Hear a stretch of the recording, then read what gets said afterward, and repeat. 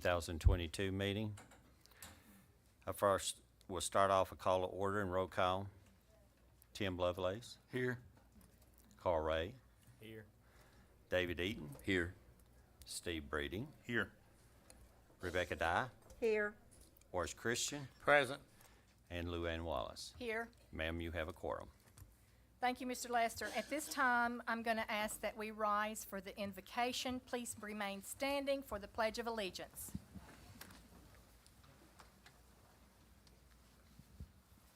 Let us pray.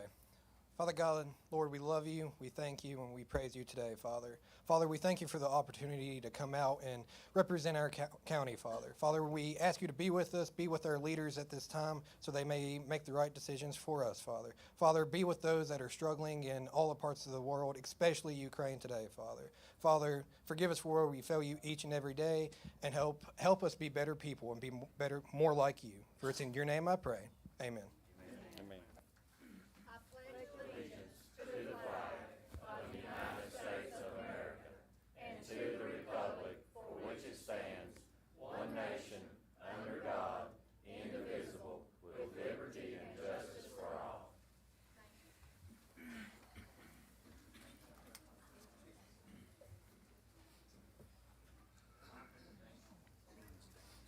Okay.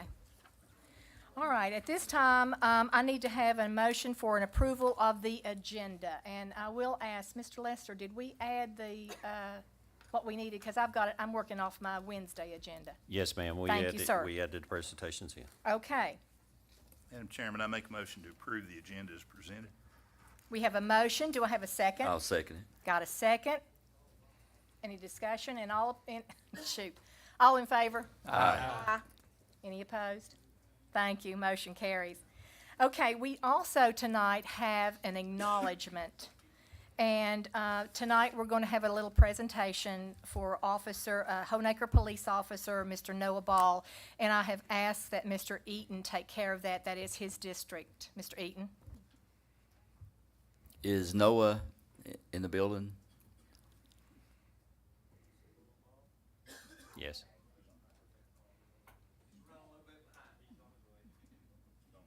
He's on his way, Miss Wallace. Okay, if you all see Noah when he comes in, would you please tell us and we'll make arrangements to do our presentation at this time.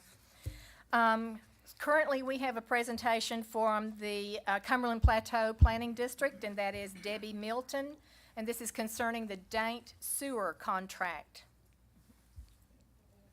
Yeah. Lou. There. Debbie, I'm sorry, I'm working off of an old agenda. You'll have to go away for just a minute. That's okay. I know what it is. We have a presentation from the town of Cleveland, Virginia, and Debbie Music, representing tourism and the Cleveland Community Center and the Rabbit Ridge Pea Pickers. Come on, Debbie. I'm sorry. Thank you, honey.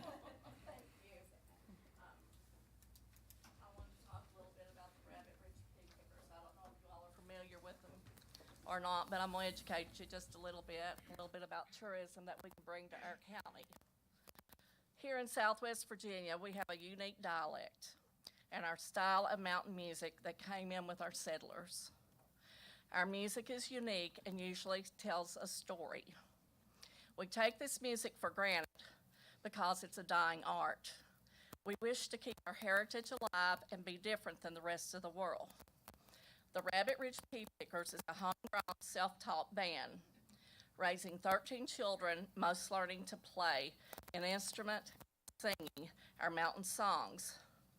This year makes 64 years of the band being together and performing entertainment for our county. Playing for over 250,000 striking coal miners during the 1989 Pittston coal strike, performing at Carnegie Hall, a statewide tour with Roots of America, not to mention numerous charity events, nursing homes, and competitive fiddlers conventions. The Rabbit Ridge Pea Pickers would like to thank the board for naming the stage at Cleveland Ball Field in their honor, and also recognize the talent of the the performers that have played there before them. I also have a couple of pictures I would like to share. This calendar is from the UMWA of the 1989 coal strike. Burl Ray and his brothers, raised down in Wilder, they performed. Which that was a great honor for our area and recognition. While playing on Rabbit Ridge, up on the Russell County side, they were recognized. And they were honored to get to play in Carnegie Hall.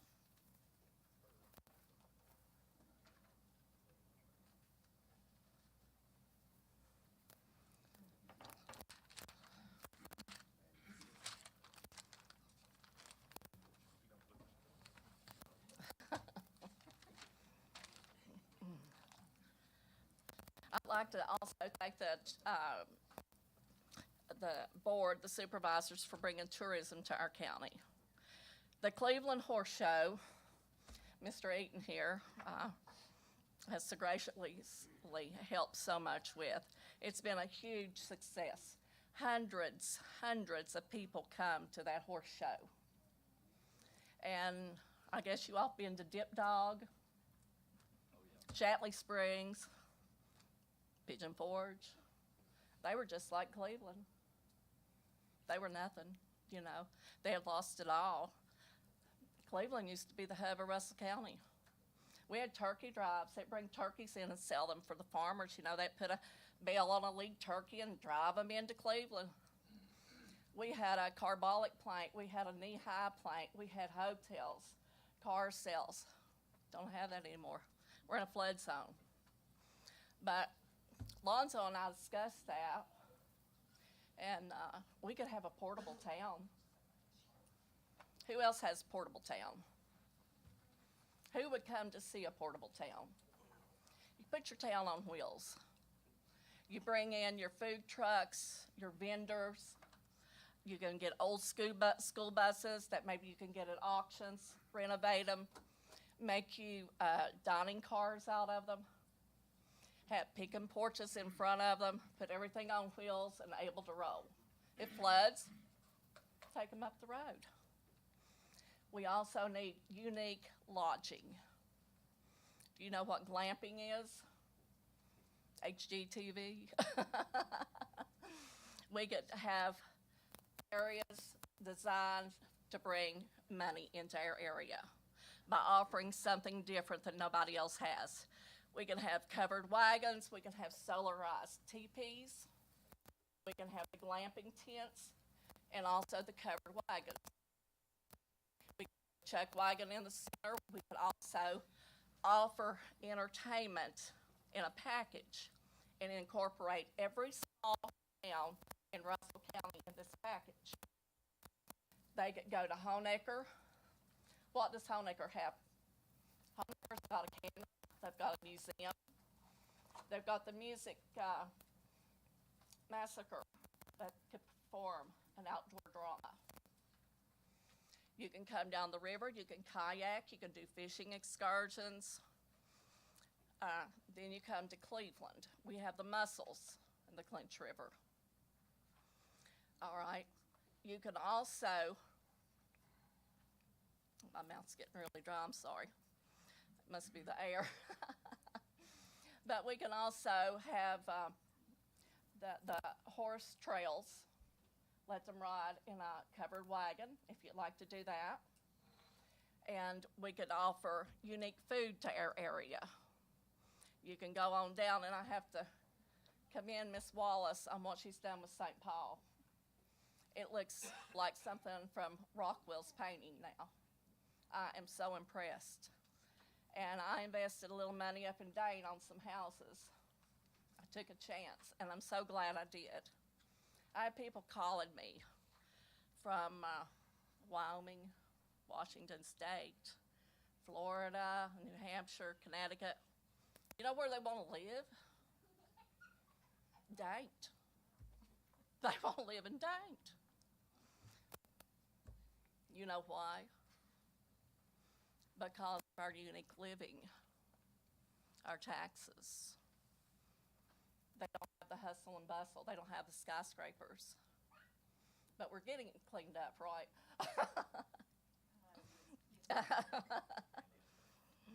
So I have, so many ideas of storytelling that could be brought to our county.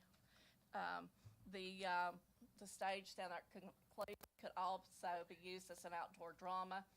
They could perform the '89 coal mining strike.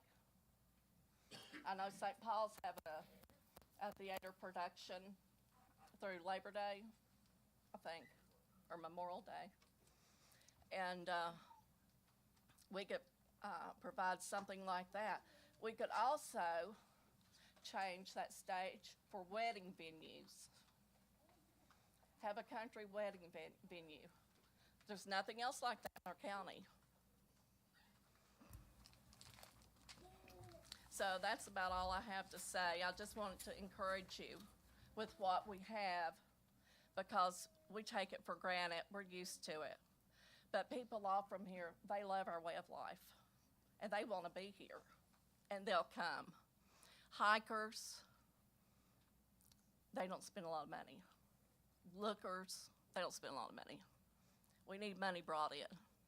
You incorporate your farmers, local beef, your vegetables, farmers markets, sell it to bring some restaurants in. Incorporate everything we have, our folk art. We have so many talents, quilt making, walking sticks, painted rocks. People buy rocks. If they'll buy a little piece of coal in a bag to present to someone, here's your lump of coal, they'll buy anything, right? So we have things to offer here that nobody else has. We can do mining tours in those abandoned mines and do a presentation with that.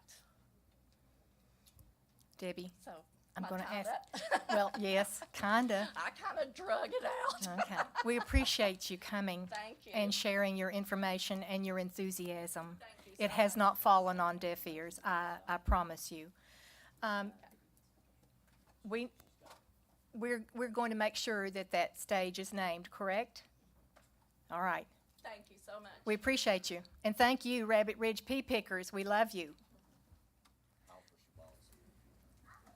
Next one, Officer Ball, can you come up, please? Yes.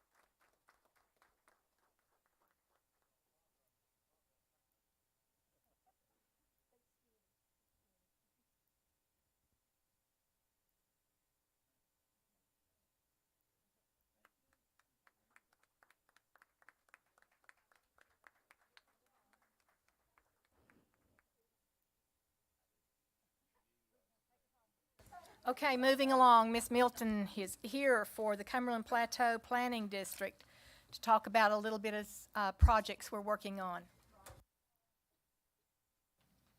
The Daint sewer project was funded for $2.5 million. We are in the process of getting that contract, getting under contract for that project. And I have, sent the board about 5 different documents that need to be signed. So what I really need is a motion for those to be signed so that we can send them back into the Department of Housing, so, we can be under contract and get that project started. Okay, is that it? That's it. So It's moved. easy. Oh, Second. That's all I need. oh my goodness, any discussion? Need to authorize the appropriate parties to sign. Thank you, Mr. Breeding, that's what we will do. All in favor? Yes, thank you. Thank you all. Okay, next on our agenda is a request for the Canine Search and Rescue. And Matt Sutherland is here. I told him if he didn't want to say anything, he didn't have to. But he's very talented and he has a beautiful dog. And so can CC come up and kind of, everybody see CC? This is CC, everybody. She's very well trained. And if you see anybody riding a motorcycle, that's CC. So here she is. Matt, you want to say a few words? Yeah, this is CC. It's one of 5 I've got in the kennel here at home. And what we do is we worked the Mendota murder search. We get out and do public relations. She works up at she's been on WYMT out of Kentucky on the news, where she works up at the Breaks Interstate Park as a bark ranger. We do the Christmas parade as the Grinch and the dog Max. Some of y'all probably seen that. But what we'd like to do is those dog boxes at the animal shelter, they've been sitting leaned up next to the creek, and they're going to waste, and they're taking up valuable real estate. I like to go to the animal shelter just to walk dogs and some of my dogs at home are actually from the shelter, and they're good dogs out there. But those boxes are serving nobody any purpose right now, and the people out there would like to see them go. So if you guys could figure out something and possibly consider our kennel to use a box, because we missed out on the search in Kentucky and Virginia during those tornadoes. So we couldn't take all the dogs, but if we'd had a means to do so, we could have really used those dog boxes. Fantastic. Thank you. Yeah. Okay, Mr. Lester, can you give us some information on this so we can make a decision for Matt and CC tonight? Absolutely. These are boxes that are sitting down at the animal shelter that we had been utilizing. We had been replaced them. So right now, we were going to surplus these boxes and move them out. They would need a lot of work, as Mr. Sutherland knows, so we were going to move them. You know, they're almost to the point of salvage. So he has approached us to request. He thinks that he can use what he's got for the trailers to work with the Canine Search and Rescue for the Russell County search. Okay, board members, are you all in favor of helping Matt out and CC with this project? I'll make a motion to that effect, Madam Chair. Okay, I have a motion. Do I have a second? Second. Got a second. All in favor? Oh, well, discussion. Oh, I'm Just to- sorry. No, that's I okay. usually do that. I'm moving you I'm on. all in favor of it. I just wondered on the procurement side of that, do we have the right to go ahead and just do that? Disperse with it. Surplus it? Yes, sir. I just want to make sure. Yes, sir. I'm in favor. Okay, let's do this. All in favor? Aye. Any opposed? Motion carries. It's all yours. Thank you, Matt.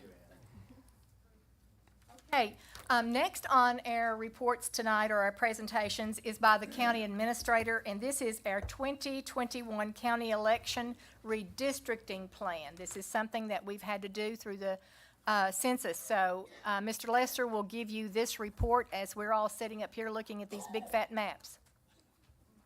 We can see them now.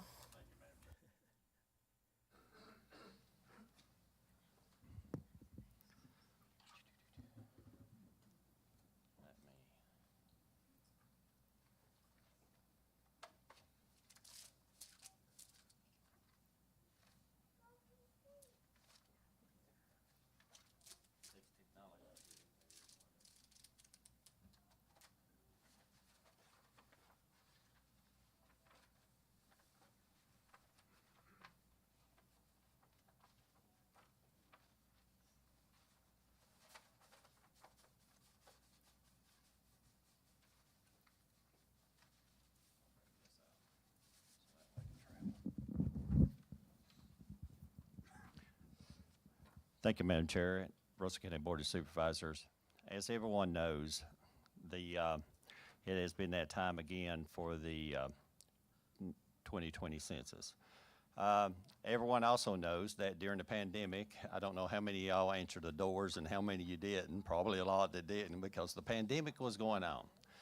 And also the census, in another alternative method, they did a lot of online. Well, during that time, we only had in Russell County a 43% participation. So anyone that knows numbers and you get 43% of a total count, there's going to be some that are being missed. Either you're doing an overcount or an undercount. So what had happened is the President of the United States, he delayed the census to try to get a more accurate count. And it went into October of last year. And then after that, everyone knows, or some of y'all most know, that the Virginia Supreme Court then modified the adjustments from the census to include the inmates and the parolees and the rest. And during that, what you see on the screen is what the Virginia Supreme Court's final map on the districting was throughout the state of Virginia for both the House of Delegates and the Senate. As you can see, between the counties and voting districts and the precincts. What you're looking at right now is the Russell County blocks and satellite. And I'll be going through a presentation right real quick that, as you can see, this is the House of Delegates. As you can see, the Virginia Supreme Court final. Through my districting, they did the counts, they did the adjustments, and they broke down each one of the districts and the precincts for us. So during that time, the county had to go back through to make sure our drop in population. And I'll go into those numbers here just in a second. And during our presentation.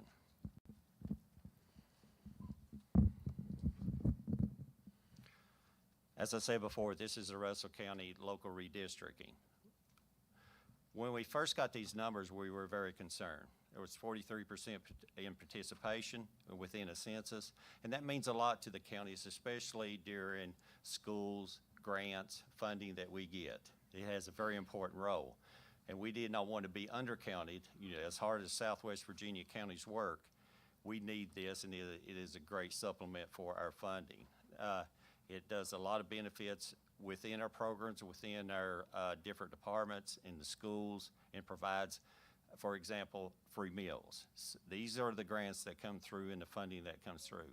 So what we did, we used multiple sets of data on these. We utilized the 2020 census, which was only 43%. We also utilized the Virginia Supreme Court, which we're required by law to use, those numbers also. But we also made sure that they were valid when we looked through our real estate records, our personal property records, our election records. So we were looking at 5 sets of data to try to get within a ballpark of what we're doing to make sure that the Virginia Supreme Court was valid in their proposal. So during this time, as you see, a redistricting is the process of redrawing the boundaries with any district or any precinct.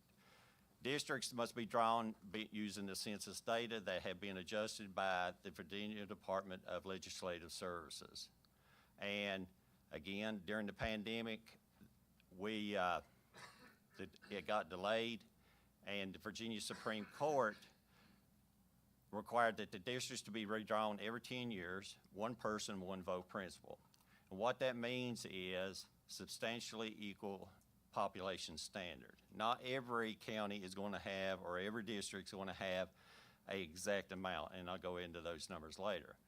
But districts must be contiguous, and compact under the Section 5 of the Constitution of Virginia. The Constitution also requires in Virginia that cities and towns must redistrict within 2021.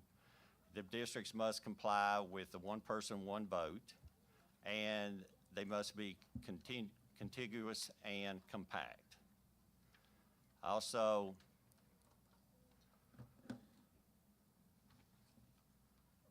having technology problems here.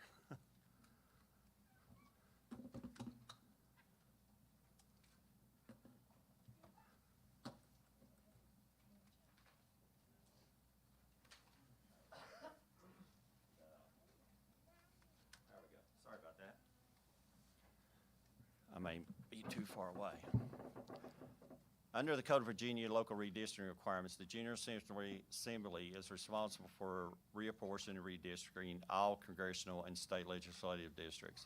The local governing bodies, and that's why we're here tonight, the local governing bodies are responsible for each local district. Under Section 7 of 5 of the Constitution, sets forth these principles of responsibility. Reapportion and the redistricting is required again every 10 years. They keep repeating that. It must meet the compact territory. It must be continuous, and it must be provide an election district that can be clearly defined and observable boundaries. Also under the Code of Virginia, local district requirements, the most recent decennial population figures from each locality adjusted by the Department of Legislative Services. This is a division that has been required by the Virginia Supreme Court to take the census, adjust the numbers, and then give us the final count based off of these maps that you've seen before. Each locality is responsible for determining its obligation of multiple sources. That's what I was referring to earlier. We use 5 different data sets to confirm these numbers to get something that was realistic to ensure that Russell County does not lose funding or capacity or elections, and equal fair representation within each vote and each district within each precinct. And this, we have been working on this project since September, so we've done a lot of counting. Of course, what the redistricting requirements that we elect also it applies to the school boards. So the districts and the precincts, if the Board of Supervisors approves them, it also flows to the districts for the school boards. So also in there, you have precincts and polling places. Everything is well defined, and everything have each district has its own separate precincts, number of precincts, and its own polling places, which must be defined also. The established election districts is provided in the Constitution of Virginia. The established precinct is not. That is under the Constitution of Virginia. However, precincts do show up in the Constitution in this way: a qualification of voters. And then a qualification of voters is you're not a felon, you're able to vote, you're a U.S. citizen. These are qualifications of a voter within a county. And it also, it's under Article 2, Section 1 of the Constitution of Virginia that sets forth the qualifications of a voter. Again, the Code of Virginia also defines a precinct to be a territory designated by the governing body, city, or town to be served by a polling place. For each precinct and each polling place and establish of these reflected our current population within the county. So what we have to do, each governing body county, of course, has to establish an ordinance of how many precincts the governing body deems necessary. The districts are set by the population. The precincts will be set by the Board of Supervisors. Are authorized to increase or decrease the number of precincts or to alter boundary precincts subject to the Code of Virginia. Also under the code, it establishes one precinct for each town unless the town council establishes more than one precinct, which you'll see that we work with the town of Lebanon in this election to define that. See that later in the presentation. Again, even the precincts must be compact and contiguous and territory and have clearly defined boundaries. Precincts also have a minimum maximum requirements. That they wanted to be very careful in precincts, and this is represented. A precinct has a minimum maximum number. The minimum it has to have is 100. The maximum it can have in a precinct is 5,000. With our population, which is 25,781, our precincts to get to 5,000 per precinct out of 15 we don't have to worry about the top number, but we do have to worry about the bottom number. But one of the things that the Code of Virginia emphasizes in their selection of precincts, every precinct, y'all have voted here for a long time. You have lived in your precinct within a long time. It becomes a community event. And that's one of the things I want to emphasize. Not that precincts are just a number, not precincts are defined, by the Board of Supervisors, but it is part of a community. When I was going through the data, if I look into the area of the Lebanon precincts or the Daint precincts or the Cook's Mill, whatever precinct I was in, those ones in that little community look forward to going to the precincts. So that's one of the things that the Board of Supervisors has to consider. What existing precincts we have are still applicable and still community-driven. So, again, it says the member of registered voters for the precincts at the time established no fewer than 100 and no more than 5,000. It also requires the precincts to have, again, they keep going into it, clearly observable boundaries. Now, the U.S. Census will not give a population count for a precinct unless the boundaries of the precinct meet the Bureau's standards for census blocks. What that means in essence is we defined ours. The census was done in 2010. We went to 2020. The counties do not wait 10 years and go, okay, we got to do a census. Every year, the counties certify their boundaries and counts each and every year. So we're not like going from year 1 to at year 10 and then decided to work on this. So we knew the count was going down. We knew what we were looking at the final end. One of the things that through the U.S. Census and the state of Virginia was the pandemic. We was not expecting, last time we did the census, we had good participation. One of the concerns during the pandemic, no one would answer the door because we didn't know if you had COVID or not, so everybody was very cautious. And a lot of people at the time, especially the elderly, did not have access to internet, so they did not perform. That's only the reason that we had the 43% participation. Again, that's when we went back to 5 sets of data to make sure and confirm what we were doing. And as we went through it, we looked at each one of the polling places, but there must be one polling place in each precinct by law.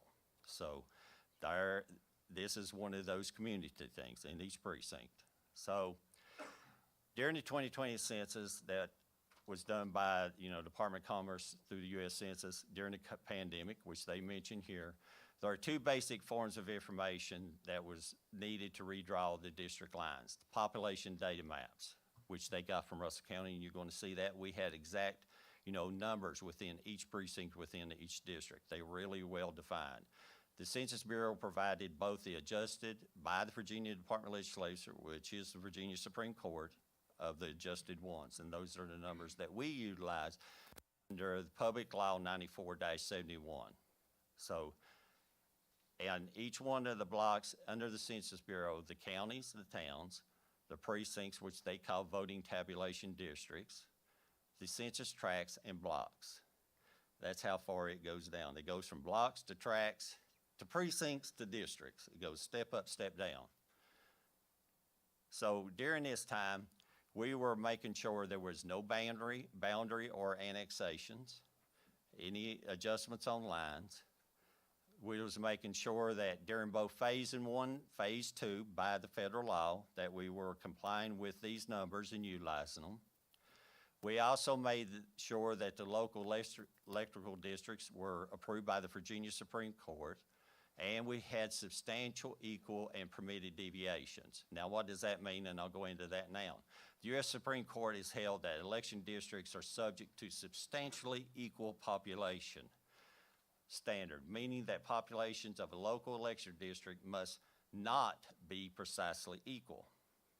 So, therefore, with this standard of substantial equality and permitted deviations, the question came in then, how much is the deviations permitted in what circumstances? Case law answering this question, it has evolved over the decades. In 2016, the U.S. Supreme Court provided clear, concise summary of where the standard deviation do. When drawing a state or local legislative district, jurisdictions are permitted to deviate somewhat from the perfect population's equality to accommodate traditional districting objectives. And that is when the maximum population deviation from the largest district to the smallest district is less than 10%. There you go. Largest to the smallest is less than 10%. And that concerned us because we've seen a large extrapolation in population, and you'll see those numbers here soon too. We had an 8.1% drop in population off the first figures. That was 2000 some. We ended up 3,116 drop from the 2010 to the 2020 population. Where were they at? Where did they go? And when we started digging into these 5 sets of data, we found out where that 10% went. And again, you have the plus or minus 5 deviations of each local district and each local precinct. And this is the Virginia Supreme Court law, the final version, and the final approved maps. Now, you gotta remember and I don't know if y'all can see it, one of the important dates is the Virginia Supreme Court did not even approve the final maps until December the 28th, 2021. So we had to scramble that because they held it up for the population, for the inmates and the rest of the populations and race, and we had to jump through hoops in the last 60 days to make sure our numbers were matching the Virginia Supreme Court's. So during that time, we were working on them. As you can see, this is the Russell County 2020 redistricting. We have, everyone knows that we have 6 districts and 15 precincts. That's the way it works. And I'll show you better maps here in a minute. This is just the public notice for this hearing.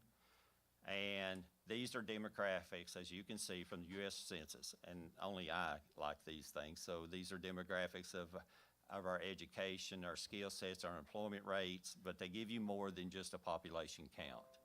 So we were able to utilize these data to also for grants and later things that we need when we're putting in for other things for the county. So when we were going through them, of course, these are the maps that come in. Like I said, comes in at blocks and goes to tracts, and then they go to precincts, and then they go to districts.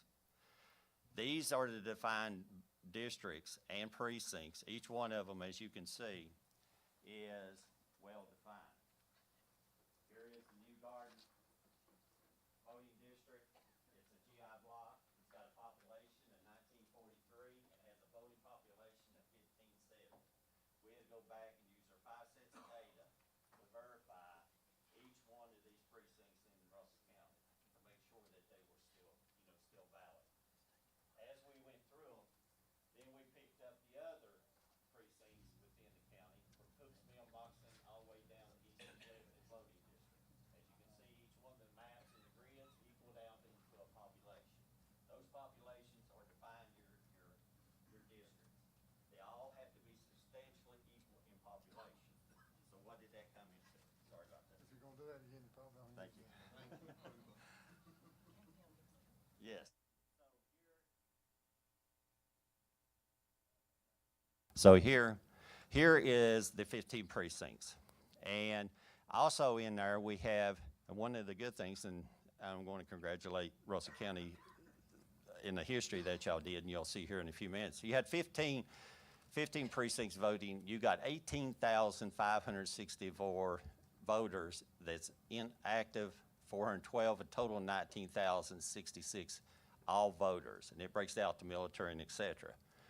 The next thing you have, and where you see the stars at, these are things that changed from the 2010 to the 2020 census that we had to physically, had a location on the precinct changes. For example, anybody at the Moxon School knows that we had shut it down. It got too bad to vote in, so we moved it to the community center. Same way at the Belfast School, we moved it to the fire hall. So these are the changes from 2010 to 2020 that we had to account for legally. This is what I referred to before. This is for the town of Lebanon. They had to, on the Lebanon West Precinct, it has one polling place now. So that was defined by the town. And the towns have the right for it because that's their voting, that is their elections. They had to pass an ordinance. Now here is the consolidated data. The total population in 2010 in Russell County was 28,897. 2020 is 25,781, a difference of 3,116 we lost in this county. And I went, oh my goodness, I said, we lost 3,000 people in this county. Where are they at? That's not good. Most populations are picking up and they're from 1 to 2% growing. We lost 10.8% in population. So then I had to find out where did 3,116 people go. So in that, so here's how it worked out. Pulling the records from the real estate, personal property elections, and the census that we had during this time frame, and what that equals out to, it sounds like a lot, but you gotta remember it's over a 10-year period. So that comes out to 300 people approximately, give or though, a year. So if I break it down between 6 districts, that's 50 people in each district. Then if I have the ones that pass away, move away, then the numbers start going down. And then I had to be concerned about, did we lose that count, that population, 3,116, in 1 or 2 or 3 districts? Then that would have made the lines change because you had to have substantial equal population during that time. So as we came through, as you can see, now if I can find my little light here, it's working so. District 1, which is Tim's district, Mr. Lovelace's district, he has 4,282. This is the breakdown of each precinct, and et cetera. District 1, District 2, District 3, 4, and 5, and 6. These are the populations. Here is the ones for the voting age population, active voters, inactive voters, and total registered voters. Well, again, as you can see from District Steve, and I'm going to point him out, he's the largest district. It's in the town of Lebanon. It has the highest population. So from District 5 to District 2, which has the least population, it is not a variance of more than 10%. So therefore, it was equal across all the districts because, you know, we were losing them. The kids were graduating and moving away. Then I also found one of the biggest ones of all. During the records that we were looking at, 10 to 12% of the county population are renters. They were moving in and moving out. They would move out of Honeacre and move to Lebanon. They'd move to Lebanon and move to Daint.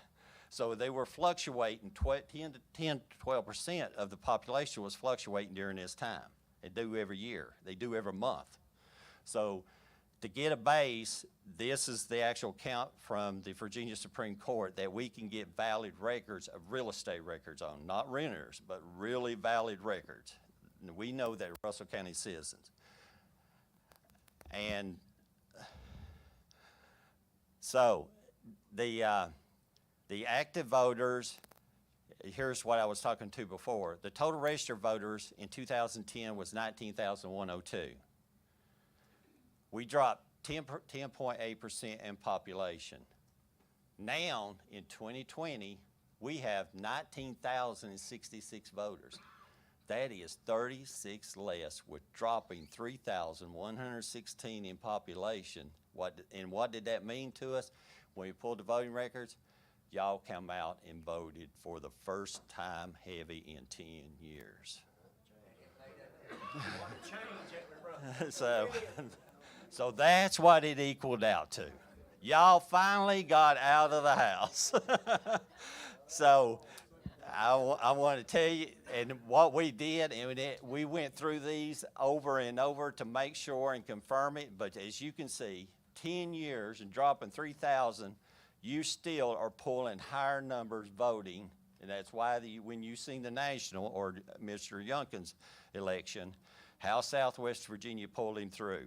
Now, when we were in Richmond, thank you. When we were in Richmond, he came out personally and thanked Southwest Virginia counties for pulling him through. He knew it, and he still knows it. This is why. Yes, thank you. Yes, yes. Yes. Yes. All right. Mr. Lester has the floor, please. Yes. Mr. Lester has the floor. And I appreciate all the claps, So again, I also wanted to show different demographics, but this is the last slide and the rest are maps, and I'll be glad to give anybody a presentation of this anytime they want it. From District 1 to District 6, as you can see, the population in Russell County was 28,897. It went down to 25,781, which is the 3,016. District 2 had a variance of 102 drop, and Steve's went up 103. So everything, we had to count where they went to once they moved. So we was tracing down everybody and who stayed here, where they went, and what they did. But again, so under the Russell County election districts that must be developed within the county population of equal districts of a population of 25,000, the ideal district population, which is under the Constitution of Virginia, would be 6 districts divided by the population of 25,781, which is 4,297. As you can see, our upper range and lower range, all of our districts are within that range. So therefore, all Russell County districts are within the ideal district population per the Virginia Constitution. So now, that was 6 months worth of work. So, in a summary of 15 minutes. But I'll be glad, to talk to anyone afterwards. But here is a breakdown of the voting districts between the 6 districts. This is a breakdown of the precincts. This is a breakdown of the House, District 43 now, which is Will Moorfields. We have this one is right now Mr. Wampler's. This is the Senate. This is just a color code of it. Here is the Senate, which which is changing to, which is District 6. And it's just different color codes. And these are the maps that we had to deal with going through each and every house, every boundary, every adjustment, tree, power line, river, to make sure that we did our due diligence to ensure that Russell County had the correct population during its census for its districts and for its precincts, and to ensure that we get equal representation and funding. And that is all. Thank you, Board. Well, you've wore us out, Mr. Lester. Thank you. That's a lot of information. Could you go over part of that? Yes, and if anyone wants Mr. Lester to come to your house and do a presentation, he's available. If you did not get that information this time around, we'll send him back around again.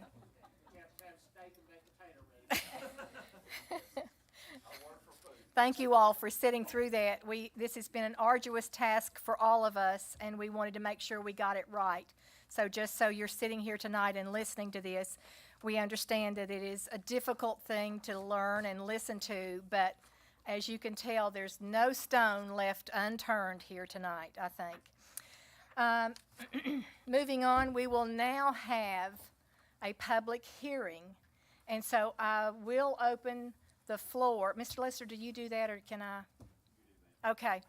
I'll open the floor for public comment on the redistricting. So if anybody else has anything left that has not been said tonight on this subject, please step up. Do we have anybody that wanted to speak on public comment for the redistricting? Anybody? Anybody? Going once?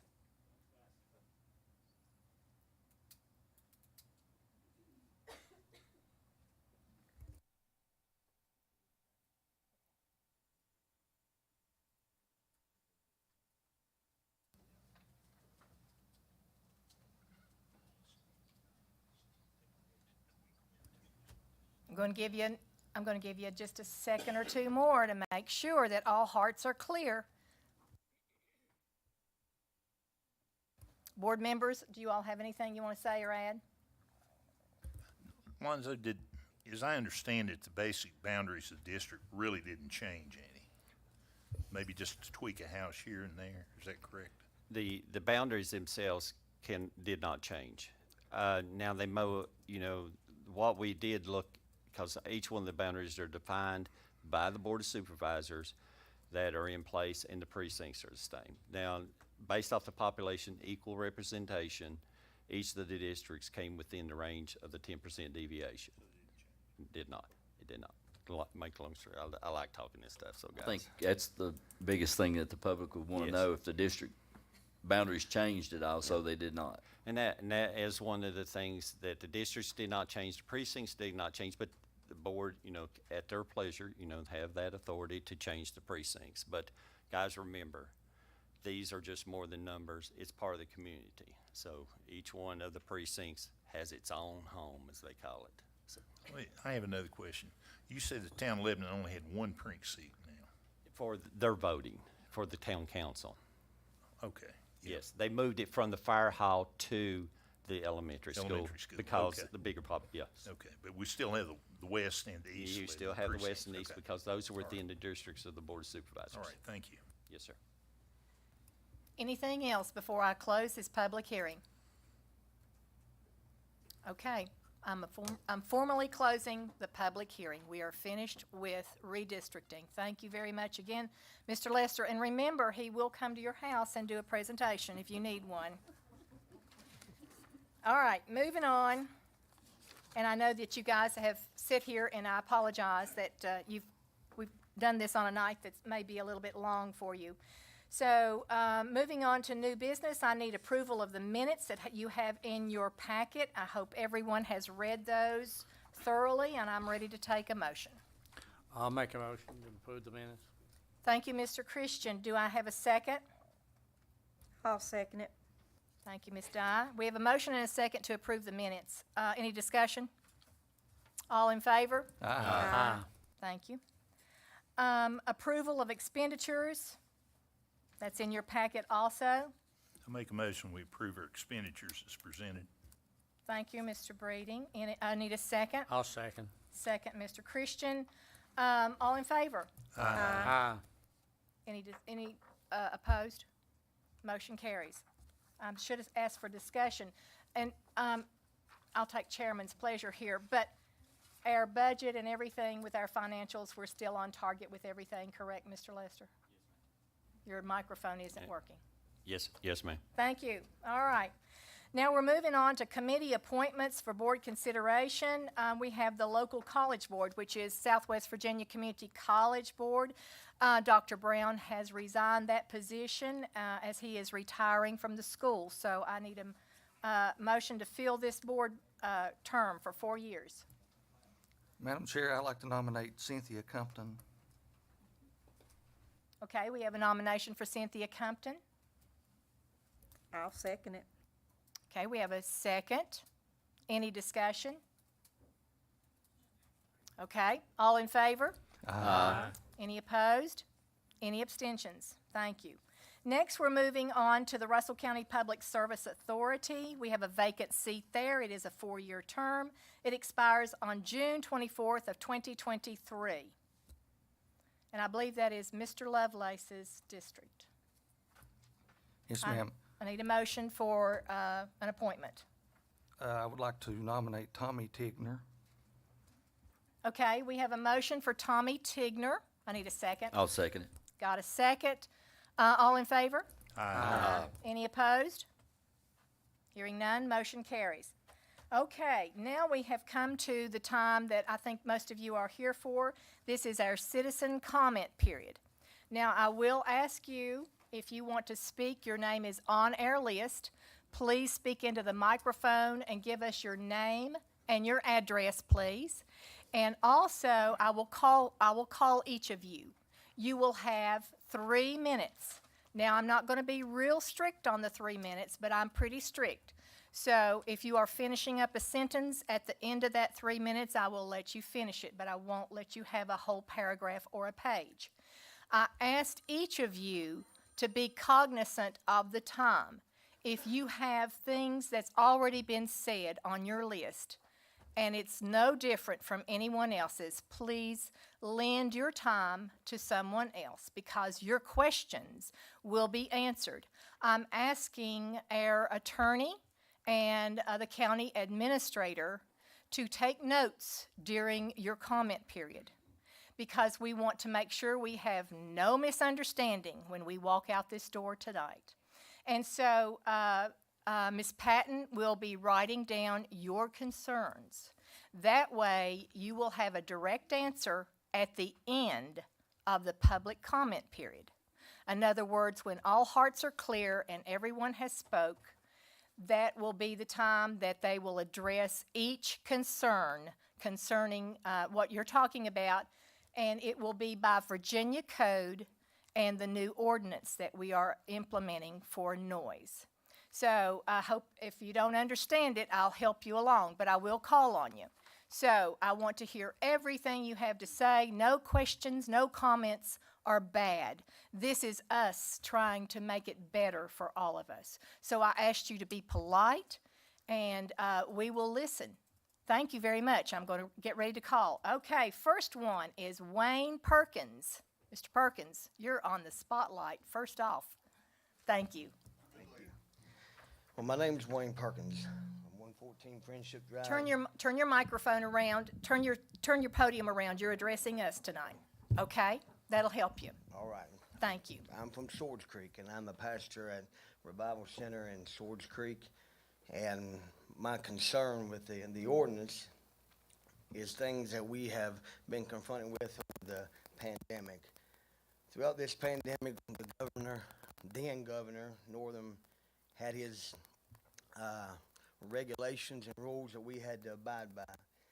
And there were times that you wasn't allowed to gather out together in the house of God. And we went outside, and spread everybody out. We had our speakers, and we had our amplifier to try to make sure everybody could listen, could hear. We moved it inside when we had the opportunity. You know, we even had rows that you couldn't sit in. We even had people wearing the mask and all that. But my concern is, what if it happens again? Or what if something comes up again? Are we going to be told that we can't go back outside because the noise ordinance is bothering some neighbor, somebody that's concerned? Down the road, somebody says you're too loud. Those are the things that bothers me. I mean, we tried to do our part the best we could, and we're going to worship the Lord. We're going to glorify God. It's all because of Him.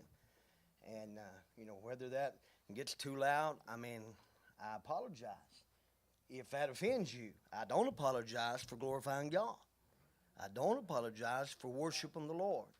And so that is my concern. And then I have another smaller concern that me and my boys, we went out at 5:30 in the morning. I'd get them up and we'd go out, and we had a second job. I had a second job. I'd do my job during the week, and I'd go in the evenings, and I'd go on Saturday, and we'd eat and we'd mow.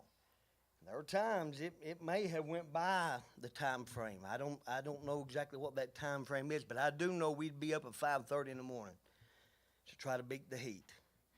And we'd get out, and we had a job that was 6 to 9 hours of weed eating. It wasn't very little mowing. It was mainly weed eating.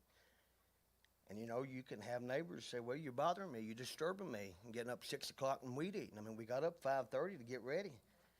And so those are my concerns. Or those kind of things, and like I say, especially for the church. I mean, we've done everything we can to abide by the rules and by the laws. I want us to be able to have our freedom to worship like we always do. Thank you. I'm sorry. Thank you very much. You did not use up all your time, so thank you. Next one up is Mr. King, B.J. King.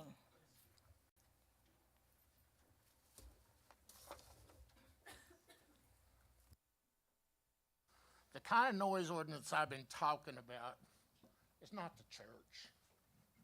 Okay? Mr. King? Okay. I'm an ordained minister too, registered right here in Russell County at the Lebanon Courthouse. It can be checked out. I'm also a Vietnam veteran. I have over 8 years. I have hit a landmines. My left side and back's messed up. You know, I have a right too.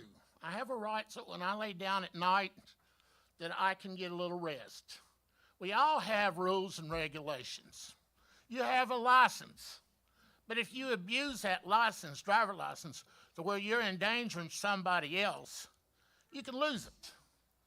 I'm not saying that, you know, sometimes we have to use common sense. You can always look for a reason not to, but you can look better, especially as a pastor, to help your fellow man, to make it a better way of living, to help him out. So I bought these meters, and they don't go like if the church is having a thing. They don't read past that. What they read past is like at 3 and 4 in the morning, and the drug dealers across the street are having a wild party. We're wasting taxpayers' money to send a deputy there because he can't do nothing. We're not only wasting the money, we're putting his life in danger. Okay? A lot of us old vets, we're getting old. And we get contrary in the middle of the night. Believe me, I do. You get me up at 3 or 4 o'clock in the morning, you better have a good reason. But in the old days, it's not like now. Like I said before, if I was making a lot of noise, David lived near me, he'd come over and knock on my door. Hey, BJ, how about calming that noise down? I'm sleeping, I'm sick. A lot of these guys work. They gotta have their sleep at night. You know, I don't think 5 o'clock in the morning, 5:30, somebody going out weed eating or something is gonna even raise the meter up on these.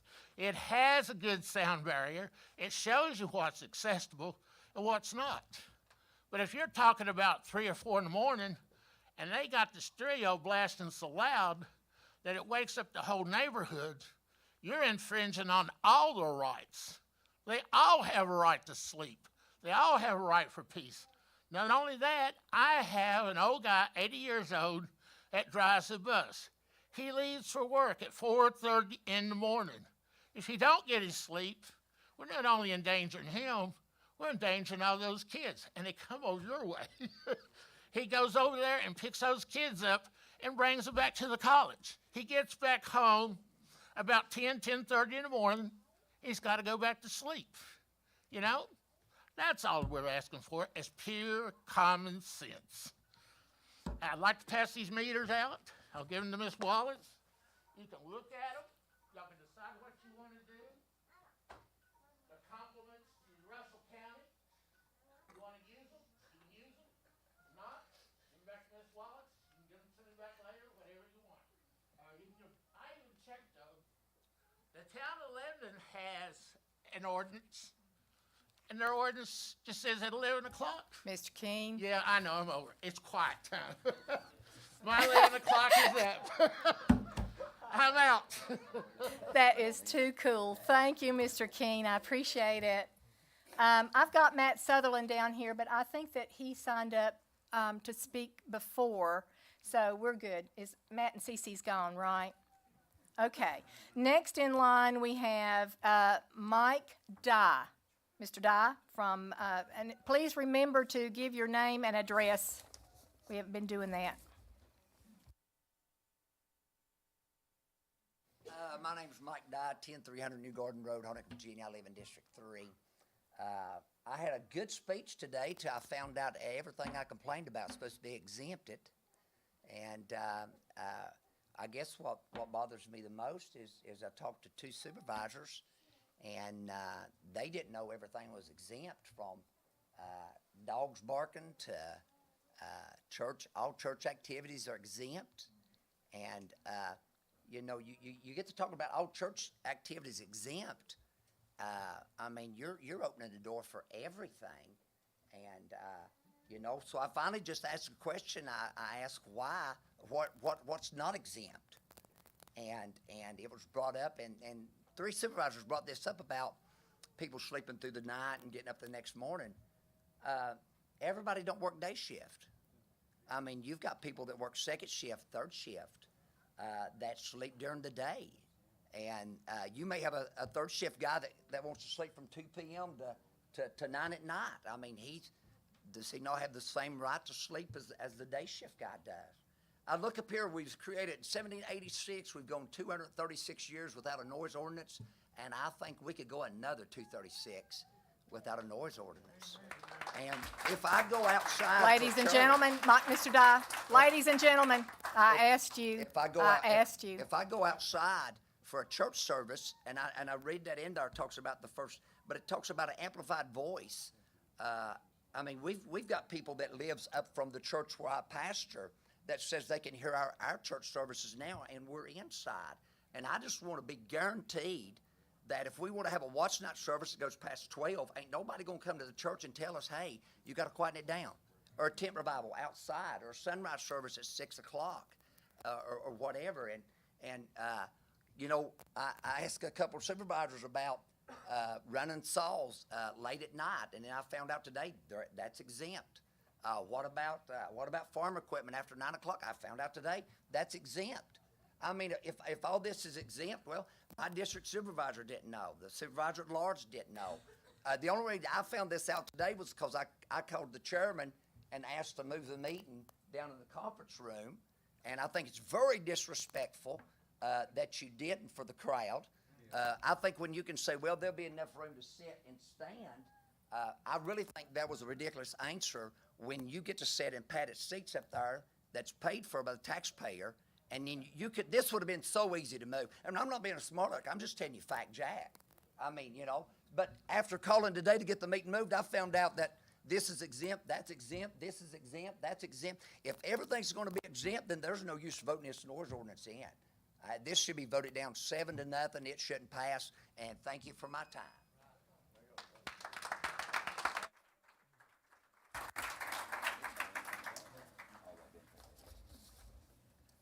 All right.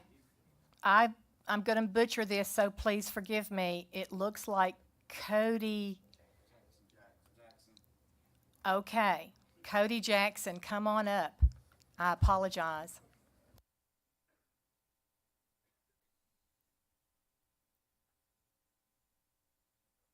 I'm a pharmacist, so I'm used to really bad handwriting. Oh, the doctor in you came out, huh? So first of all, let me say good evening to the Board of Supervisors. Thank y'all for allowing us time to speak. My name is Cody Jackson, and I'm also a minister at Harmony Community Church in Belfast, and I live at 851 Copper Road in the Cleveland area of the county.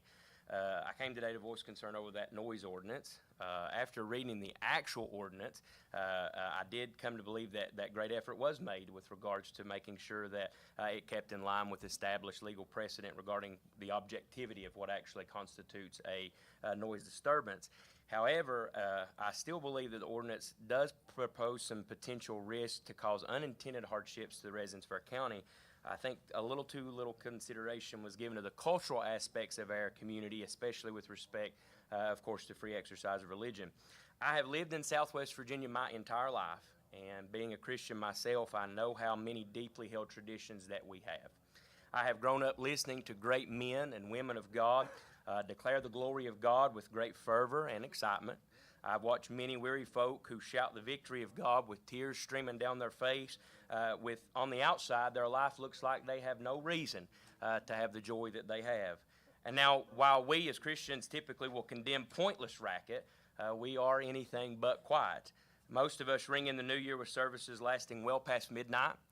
We celebrate the resurrection of Christ by gathering in for service before the sun rises over the Clinch Mountain Range on Easter. And outside services are common for us, perhaps even required at times, like has already been mentioned with the COVID-19 pandemic. These services actually have a special place for me because I gave my heart to Christ in one in 2006 in a tent revival.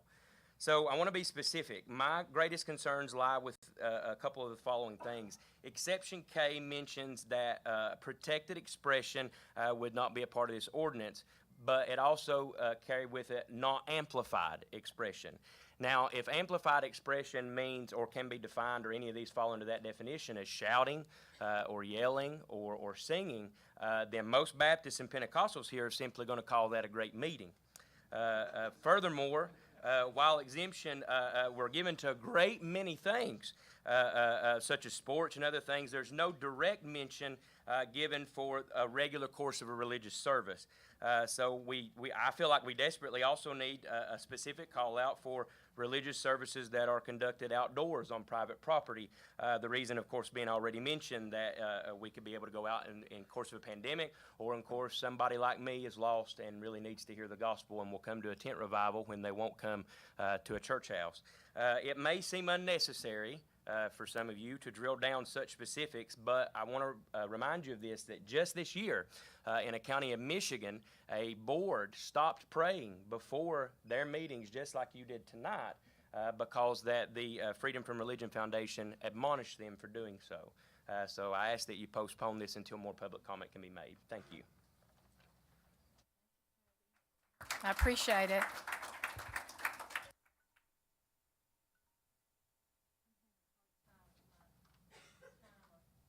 Okay, next one. Mr. Lester, are you timing? Okay. All right. Anyway, let's see. Where are we? I believe Stephen Dameron is next. Stephen, are you here? Oh, yes. Okay. Come on up, Stephen. Give us your name and address, please. All right, thank you. My name is Pastor Stephen Dameron. I live at Swords Creek and pastor the Clarks Valley Church of Jesus Christ, and I thank you for allowing me your time this evening. And I'm like Mike and him, I didn't know that the church was going to be exempt and weed eating was going to be exempt. And so you sort of threw me a curveball. But on the part about the being amplified, we have some people at our church that is a little hard of hearing. And even when we have services outside, we have to use amplifiers so that they can hear that. And if someone down the road, which we've not been faced with that problem, but you never know what's out in front of you, if someone comes and says that our service during the middle of the day is bothering them, is they going to be something there to protect our amplified noise because of people in our church that has a hard time of hearing, even though we're outside? And we're like Mike and them, we bring the new year in by having church service and thanking the Lord for it. We don't pay attention to when it gets 12. If it's 12 and we're still going on, we'll go on. But if God's done before 12, we'll go to the house. And we have the sunrise services and stuff. And I know a lot of people sleep past 8 o'clock. And like if someone's weed eating, and as Wayne was talking about earlier, is there stuff in there to protect people doing that? Is that really going to be exempt from this? And I thank you for my time, and I really ain't got much to say. I had a mouthful, but thank y'all for taking that away from me. You can thank God. All right. Mr. McLaughlin, Scott McLaughlin, Honaker, we're ready to hear you. Well, I'm here my name's Scott McLaughlin. I'm from Honaker. I'm on the council there in town. I was coming for the noise too, but since I found out a lot of it was exempt, so I had on my mind to ask for a donation for my kids' fishing day.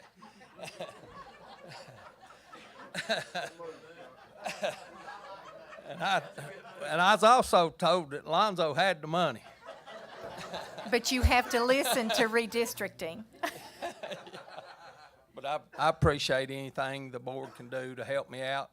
This has been going on for 5 years, and it's been a real success. The last 2 years, I've put $6,000 into this event. And, I mean, each year I've put $6,000. I buy fishing poles, I buy all the fish to stock a trout in the creek. But I appreciate anything y'all can help me with. Last year I had 395 kids. Amazing. I've got 122 fishing poles left over from last year to start with this year, and I'm shooting for enough prizes for 500 kids. Wow. Thank y'all. Thank you. Okay, Kirby Meadows.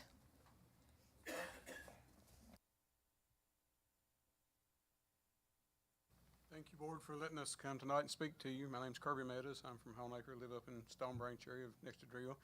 I was coming about the noise ordinance also, and I would ask y'all to consider, as you said, it's exempt. When you start listening to this amplification stuff, go to your schools for your outdoor activities. I don't have a thing against them. I'm for all of them. But they have amplifying that neighbors can hear several feet away. I've been there. And you know what? If our churches can't worship our God freely like we need to, it needs to be amplified. And there's people there out in the community that never go to church. That may be a time that they hear that word and hear what they need to hear. You know what? If we cut it down, and this right here, if we let this go through and stuff go against this, start going against the churches here, what's next? What's next? You know our government a lot of times are trying to knock down our churches already. Some of our governments are. But you know what? God is the basis we have our country founded on. He truly is. And if we're going to start knocking that out, we're in trouble. We need to leave this alone. Like I said, with it being exempt, I was under the impression it wasn't exempt, and it needs to be exempt. Churches need to be exempt. If they're not, personally, and this is my feeling only, anybody sitting on the board, if it was me, whoever, if I sit there and say I was a Christian, I voted for something that didn't exempt churches from this, I'm not the man I'm supposed to be. You need to be a man to stand for what God tells you and what he gives you in the Bible. That's what we're founded on. And if you can't vote that way and vote your heart that way, there's something wrong. I'm not your judge. You'll answer to God. Thank you all for your time.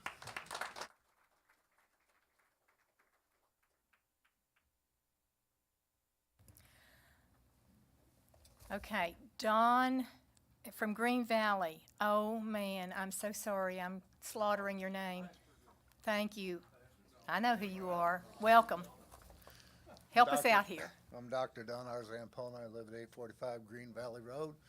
I'm the pastor at Green Valley Baptist Church. My question for the board is who's going to determine the level of noise? My question for the board is what's too loud? My question for the board is when we broadcast our worship services through our outdoor speakers and they go down the valley as they did during the time that the churches were shut down, and people heard our services, and we'd get calls to the church and comments about how wonderful it was to be able to sit on our porch and hear the church service, and now they're attending church at Green Valley Baptist Church so we can be together. My fear for the county, we don't need more government overreach. And my fear for the county is that this is going to pit neighbor against neighbor.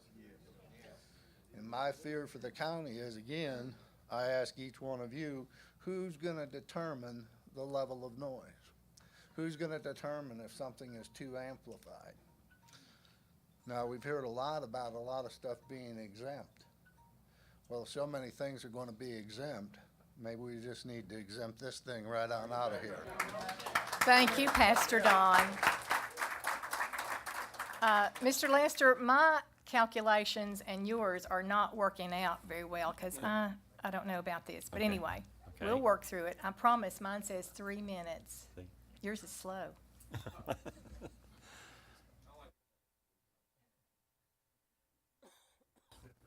All right, let's see who we're going to hear from now. Dorothy Schrader from Daint, Virginia. Is Dorothy here? Thank you.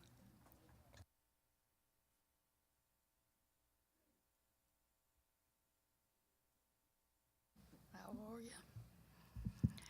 My name is Dorothy Schrader, and I live at 504 Lower Bearwater Road. And a police officer came by my house a couple of weeks ago and said that we can no longer park in the road in front of our homes. And ever since, we have a speedway by my house. 40 miles an hour is slow for them. They were fast before, but now I'm telling you, they're moving on. And I have a picture here I'd like for you to see. My front gate is 3 feet from my yard. And I have 2 grandchildren, 3 and 4 years old, that can step out that gate and get killed. I'm telling you, this can't happen. I mean, I'm so upset about this. I'm sorry. But they do visit me pretty often. And when our cars were parked in front of the road, which has been for 50 or 60 years probably, you know, they have to go around them cars, so they have to go slower by our homes. I understand if it's junkers, you know, out there, get rid of them. But going around the car ain't gonna kill nobody. And I have a rental property too. They have 3 cars and 1 garage. That's a 1-car garage. Where are they gonna park? They're telling me I can't have a worker to come to my home and work on my house and have a car parked on the road. I got my cars in my yard, but I can't even have a car on the road for somebody to park and come back there and work in my yard. I tell you what, I've never seen anything like this. And a police officer saying they're going to tow our cars away. If we park in front of our home, they're going to tow our cars. It's ridiculous. But I want to show you this picture.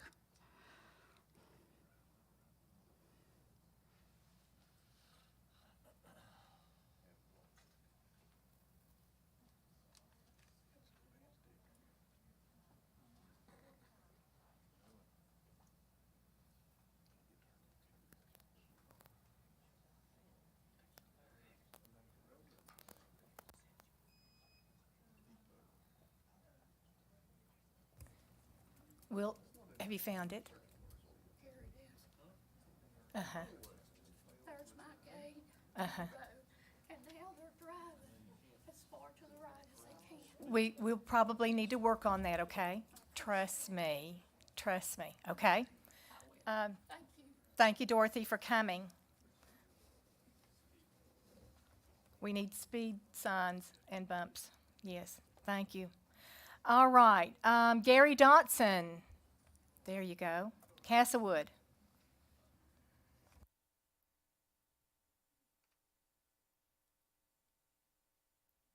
Appreciate the board hearing me tonight, and Madam Chairman and other board members. My name's Gary Dodson. I live in Castlewood, and most of you know me, but anyway, I'm here for a little comment for last month that I made about the rumor that no previous board members could be appointed newly to boards. And if that rumor is true and the board feels that way, and the ones of you do or ones of you don't, you should consider your own rule that you should only run for election one time and serve one term. So if it applies to the committee members that you appoint through the county, which is important offices also, you should follow your own rule. Thank you. Thank you, Gary. Next is Johnny, help me. Brown. It looks like Johnny Brown, or Johnny, is there a Johnny that signed up to speak? Johnny? Okay. If somebody comes in named Johnny, please let me know, okay? I don't want to leave anyone else. Okay.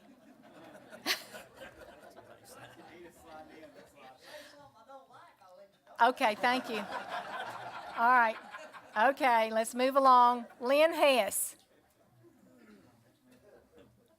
My name's Lynn Hess. I'm at 137 Oakland Road in Swords Creek. I want to start off by saying that I think this noise ordinance is just like the other ordinances that you've passed in the last year. They're government overreach. We live in a rural county.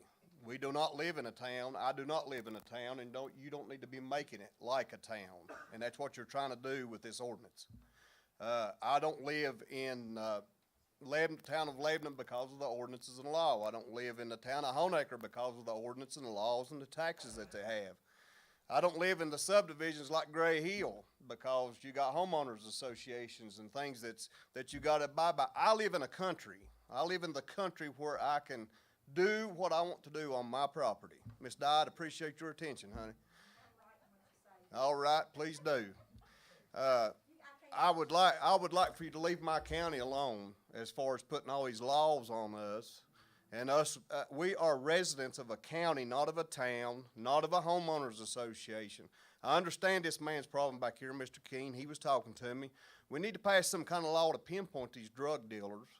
We need to pass some kind of law to pinpoint these trouble areas that we have, not the whole county. 28,000 residents, you got 3 complaints, and you're going to paint the whole county with one brush and say that we can't do what we want to on our property? Come on, you're just passing laws that we don't need. Like Mike said, we've been here for all these years and we've never had to have one. I've had trouble neighbors. I've had neighbors that's got dogs. I had a neighbor that had a moped that didn't have a muffler on it. I told him to get his hind into the house and shut it down. I didn't want to hear it no more. That's what country people do. We talk things out. We work things out. We don't need you to govern us like this. We need to be able to worship in our churches the way we want to worship. We got that freedom through the Constitution of the United States, and we don't need a local government coming down on our county, on our rural county. If you want to do it in the towns, that's up to town councils. If you want to do it in the homeowners association, that's up to the homeowners associations. But Russell County, the land that's in the county, should not be governed this way. They should not be putting these kind of ordinances on ordinary people out here in the country. And I've talked to some of you, and you know how I feel. But please don't do this, because it's just going down a slippery slope is what it is. And I want to ask, you said we could ask questions and she'd answer us at the end of it. When was the public meeting for this? I heard it was back in February of 2020. My, it's a long time. What is the normal noise level? Who's going to establish that boundary line? What's your starting line? Who gets to establish that? I say we don't need one, and we need to leave it alone.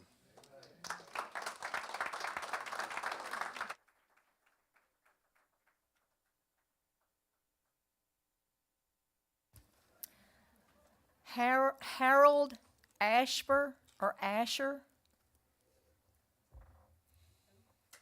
of 363 Dillon Street. Harold.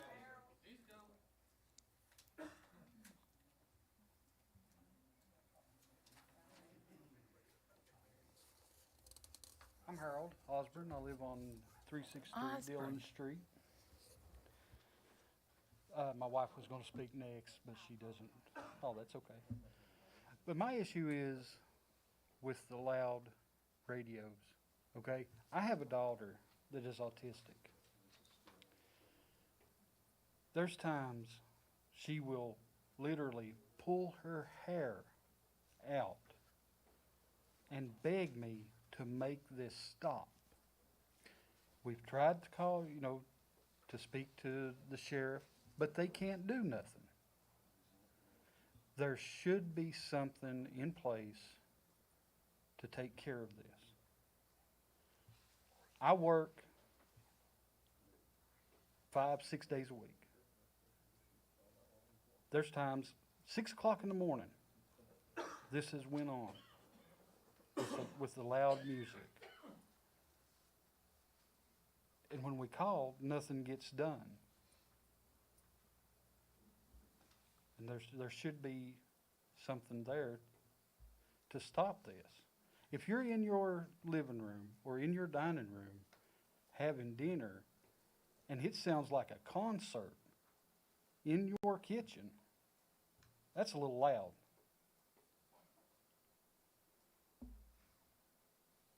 That's probably the most I would have to say. And my wife was going to speak next, but she doesn't want to. So it's Donna Osborne. So. We'll hear from Donna if she wants to come in here. She said. Okay, all right. We've heard you. Thank you.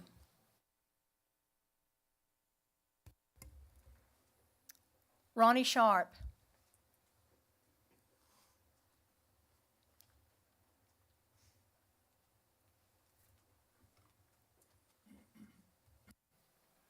Yeah, we're trying, we ain't want nothing done with churches and nothing like that. What we want to do is get the noise down, the music down. They call music, if you wanna say every word is said, then, you know what we're talking about. If they move down next to y'all's house, I bet you'd be already stopped. Would you not? You'd be stopped by now. But Russell County, seems like Russell County ain't doing nothing for the people. Not at all. That's all I got to say.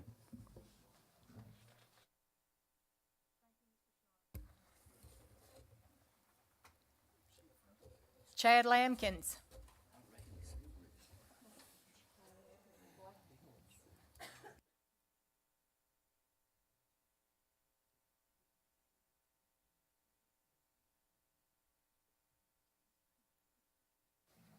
My name's Chad Lampkin from 1413 Purcell Road in Crossroads.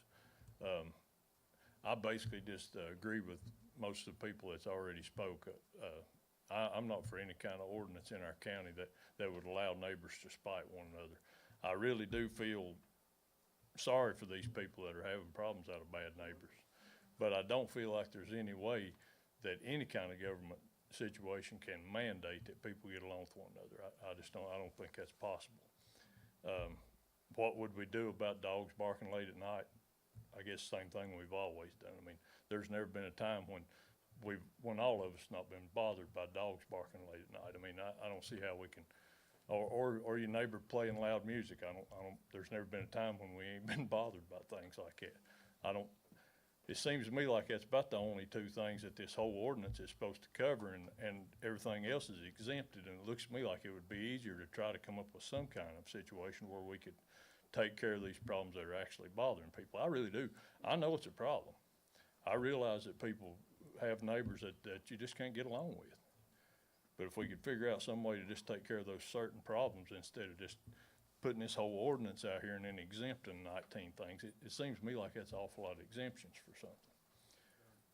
But anyway, like I say, I just basically agree with everybody else, and it does concern me about outdoor church activities and things like that too, probably as much as anything. But what the last guy that talked there, or the guy that talked about the county that we live in, I mean, it concerns me about church activities, and I love the Lord with all my heart. I mean, I want to be able to worship Him no matter what. But it also concerns me that we ought to be able to do what we want to on our own property. I mean, if we own property, I mean, we should be able to do whatever we want to, anytime, day or night. I mean, that's just the way it is.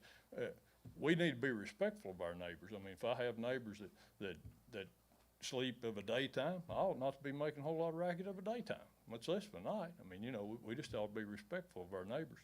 But I don't think the law's ever gonna mandate that we do that. We just gonna have to care about our neighbors one for another. I mean, that's all there are to it. And I don't think the law can make us care about one another. We're just gonna have to get to a point where we do care about one another. Appreciate y'all.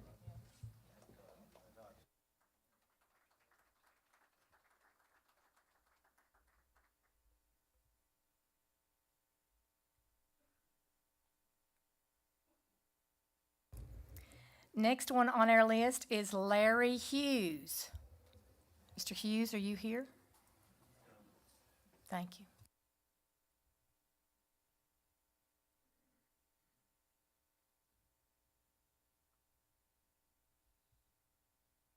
Board for allowing me to come speak with you. My name's Larry Hughes. I live at 30 Glade Hollow Drive in Cleveland, Virginia.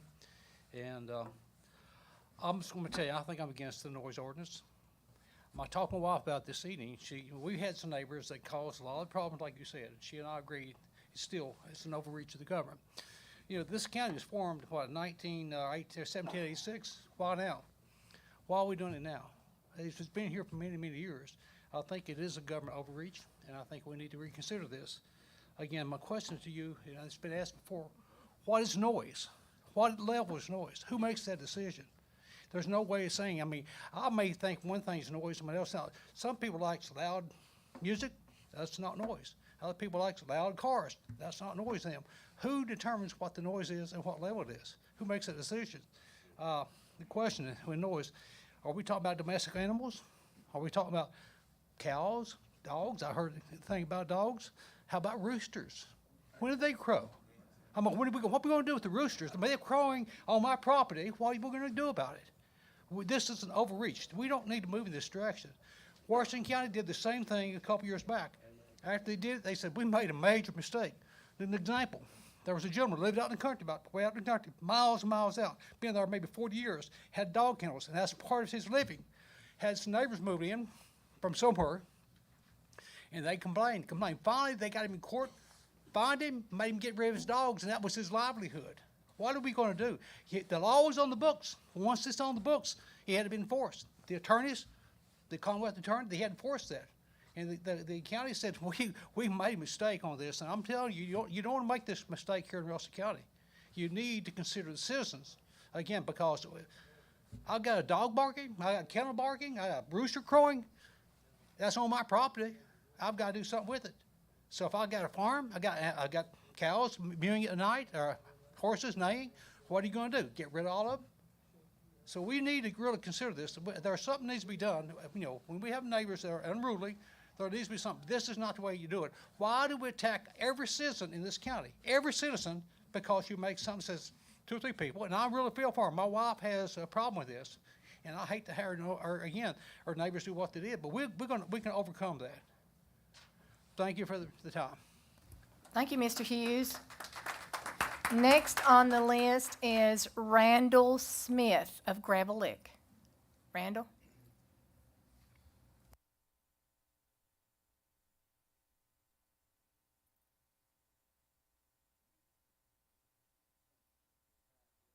My name's Randall Smith. I live on Gravel Lick Road section of Castlewood, and I come here in opposition of this ordinance. First of all, I live within 100 feet of the highway. I also have neighbors within 200 feet of me on 3 sides, and some have dogs, some don't, but we managed to get along, and I'm fortunate. I thank the Lord for that. But what I want to say is, as far as the noise level, I live, according to Google, I live 3.4 miles from the fairground. And I can sit and listen to the programs as the crow flies. I can sit and listen to the fair going on. But that's only once a year. That's not what I would consider a public nuisance. But now, I sympathize with these people.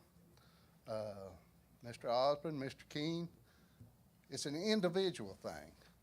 And if the board wants to consider something, let's consider a nuisance ordinance where it's individually handled. If they're causing nuisance by their profanity or loud music and something, then that is totally different. And as far as religious, I'm a Christian, but unfortunately, religion does not. It's not only Christian. There are other religions that promote profanity, all sorts of vile talk and behavior, and they can use that under this ordinance to carry on however they want. But if you want to stop it, then you need some form to individualize these incidents through a ordinance or a law to stop just the individual harassment in the county and not punish the whole county for whatever's going on.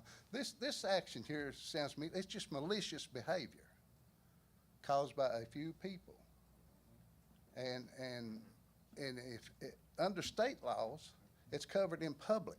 You know, you can't do this in public.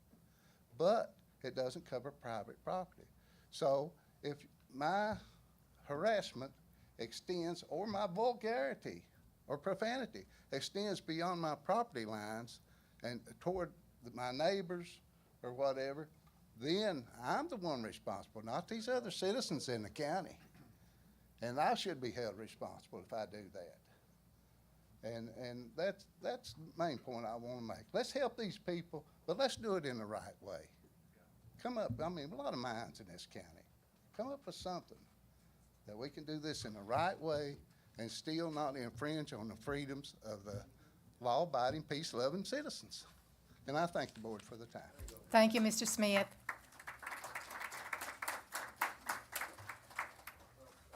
That comes to the end of my list. I'm going to make one more call for anyone that feels like they haven't got on the list and they want to speak. Mr. Kaiser, I guess that's you. Yes, ma'am. That is me. I apologize for not getting on the list. I'm Nathan Kaiser, 918 Green Valley Road, Lebanon, Virginia. I'm in Steve Breen's district. I spoke at length with Mr. Harold Osborne, who's one of the people who had a complaint and has an issue. Just wanted to learn more about what his problems are.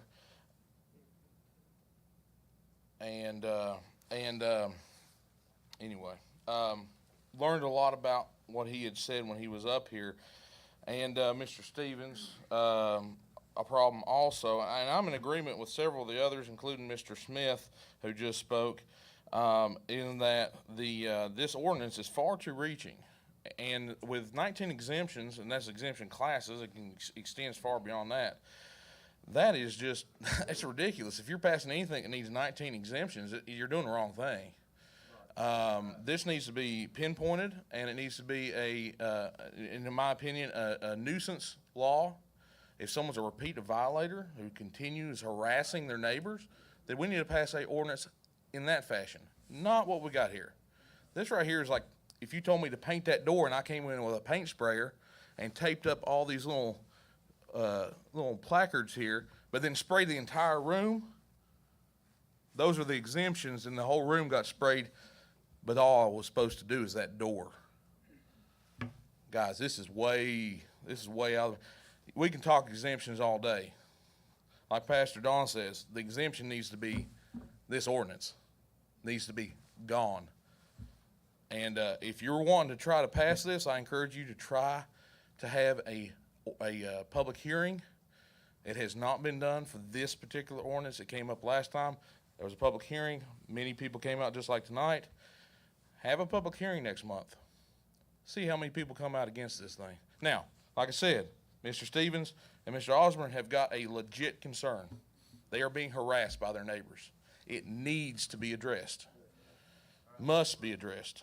That kind of harassment is not acceptable. But this is not how you do it. Not how you do it. Thank you. Thank you, Mr. Kaiser. Okay, Mr. Taylor, would you like? Tiller, I apologize.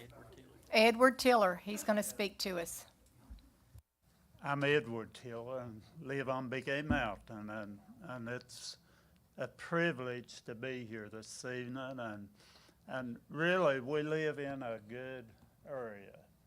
We've been blessed around here. There's things that happen and that we don't agree with, but I'm telling you, even in church, I was concerned about the noise. You know, sometimes I get loud, and you know, and I've been told I got loud, and but I want to get a little louder for my God, and He's been good to us, and you know, this life here, we don't always agree with things that goes on, but we need to be content and love each other. That's what it's about, you know, because none of us is going to be here in this life long. We're this like a vapor. We'll come, appear, and we're gone. And, you know, and if we can learn to live with each other, because I'm planning on going to a place where we can live forever. And I'm telling you, if in heaven, it's going to be noisy. I believe there's going to be rejoicing. And it's going to be happiness. And you know, and if we can't love each other and be good to each other here in this life, boy, I tell you, you're barking up the wrong tree. We better have, let God lead us. And some of you may not be Christians, but I'm telling you, it's time we're getting ready and serving God. You think about noise, think about in Ukraine over there. Those families, it's heartbreaking. It's really heartbreaking. Those families, you know, I was in Vietnam. I fought over there. But I was only there so long. I was shot at and bombs going off. But I knew I was coming home if I made it through it. And those people over there, they ain't got nowhere to go. Boy, I tell you, we ought to be thankful today. And it's going to be noisy in heaven. I believe they'll be shouting and rejoicing. We love all of you, and I appreciate the job you've done. And the main thing for every one of us, this might not be in order, but for us to look up to God and trust in God. He's the author and finisher of faith. We love every one of you. God bless you. Thank you, Mr. Tiller. You have blessed us tonight. Okay. All hearts clear. Anyone else?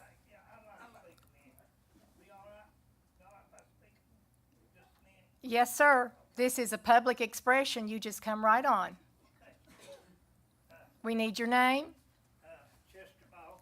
Chester Ball. Yeah, I live at New Garden Road, Honecker. And they got talking about this ordinance and things. And I understand people's got problems. I got problems. But they got talking about weed eating things. If I do any weed eating, I gotta get it done early. Cause when it go getting warm, I can't breathe. So I've got to get out and get it. Now, I don't do it to aggravate my neighbors. That's just the way it is. I gotta do it when I can breathe to do it. And I've always done it early. Always worked in the mines, my lungs about gone. But as long as the Lord blesses, I'm gonna weed eat. And I don't mean no disrespect. Laws or no laws, I'm gonna weed eat. Cause I've always done it. I mean, that's just the way it is. And as far as churches goes, folks, you need to leave them alone. Let the churches govern their own selves. They got pastors and deacons and things to take care of their churches. You just don't need to mess with them. I mean, that's just wrong. I mean, I pastored for a lot of years, and we've never had no problem. It's always went all right, and I just think this is the wrong thing that you're trying to do. But like I say, for us weed eating the noise and stuff, I got to get out and get it if I get anything done. And I mean, that's just the way it is, because I can't breathe if it gets warm. And I don't know how long I got left, but I will weed eat, take care of my family as long as it's possible. And that's all I got. Appreciate it. Thank you. All right. Come on up. Give us your name and your address, please. My name's Timothy Hess, and I live in the drill section of Honecker. How you, Mr. Eaton? You know, we talk about young people. We were all young at one time. I was young. Got my first car, and you know, the first thing I wanted to do, put a stereo system in it. And whether listening, I'm a minister too at Drill Chapel. I fall under Chester Ball, but he's my pastor. And I don't listen to what I used to listen to. But if you would have come to me, or somebody come to me and forced to me what I couldn't listen to, the more a young person's wanting to do exactly what you're going to harp at them. Honecker, when I was growing up, I lived beside the big two-story house tore down beside Napa. You know where that's at? People would park up at the old Shamrock, young people, not drug heads. I'm just talking young people, play a little bit of music. I can remember sitting on a porch and listening to them, and they had a good time. Now you go through Honecker, and every time you turn around, because of their ordinance, a young person could be sitting at Double Quick, not doing nothing, not doing a thing. Mr. He's got to move. Talk to us. He's got to move. And I understand that I lived in a trailer park. My house burnt in Row Trailer Park. I had a trailer, and I understand there is some things that can be handled individually. But don't go to putting a label on every single thing. Just because you don't like what they do or what they listen to, you can't say, well, you listen to that. Now, you can't listen to that. I'm going to write you a citation. They're still young. If we go to forcing stuff, if you would have forced religion on me or forced Christ on me, I probably wouldn't be a minister today. I would have done the opposite. Somebody taught me about him, explained to me who he was. I love him. I worship him. I want to be heard. I don't want to have to worry about whether or not our church is too amplified down the street or somebody gets mad at Drill Chapel and says, well, they're too loud. I don't want to be worried about when my child is 17 years old and I get his first vehicle or something and he might have his country music turned up. I can't force nothing on my own child. They have to do it themselves. I can't force salvation on somebody. I can't force their way of life. But if he's got his country music turned up too loud, or if he listens to rock and roll, whatever he decides as he gets older, he's just 11 right now, my oldest, but I can't force something on him as far as what he listens to. You have to look at it as an individual thing. Is this person continuing to ride through the biggest neighborhood with every speaker running? Or is he riding down 19 in Rosedale and somebody calls? What's the difference in my Jake brake in my 18-wheeler? I can go down Rosedale and wake everybody up. Are you going to come take my Jake brake out of my 18-wheeler? Huh? Hey, I live in Drill. When they were hauling that coal down through there, and I live up on Lee Martin's old strip job, I could hear the Jake brake running by Drill Chapel Church, but you can't take it out. Individualize this thing. You can't go past the thing, as they said, what's the use of having it if it's going to have 45 exemptions in it? I mean, you know what? We've never had it before. And the number one thing I told Steve as I sit down there's a church right in the middle of that.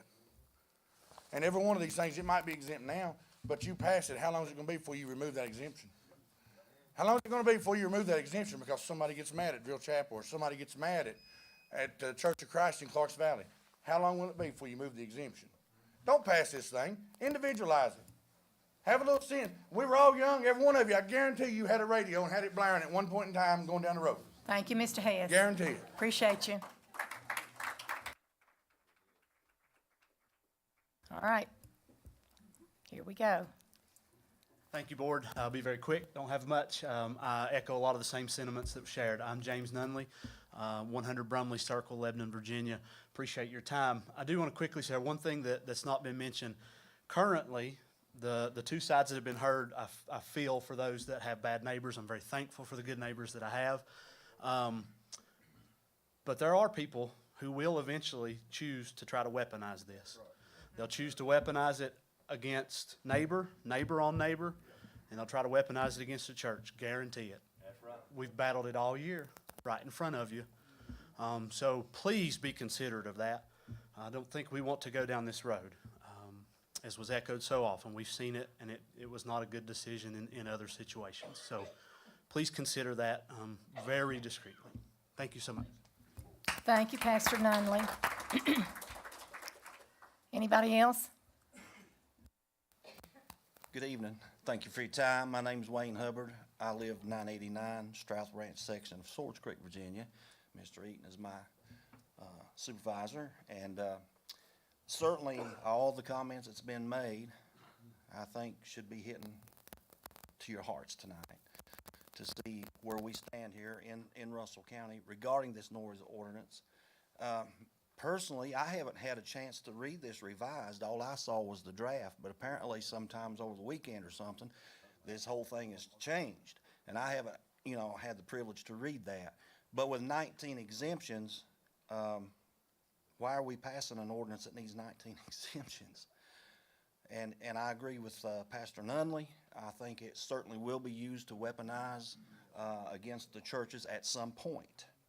I don't know what point that would be, and I don't know what point it would be that someone comes in here to you guys with a concern with a particular exemption where you say, well, let's remove that exemption. One by one, they could be removed. And I don't think that under the way that this has been written at this point, that we have had a proper public hearing.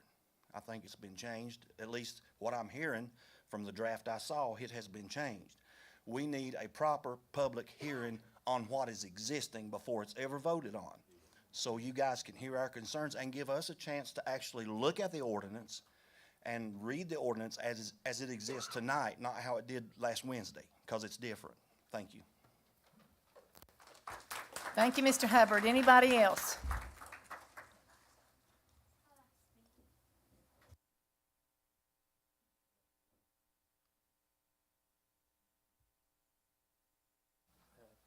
Hello, my name is Aaron Burke, and I'm from Swords Creek, Virginia.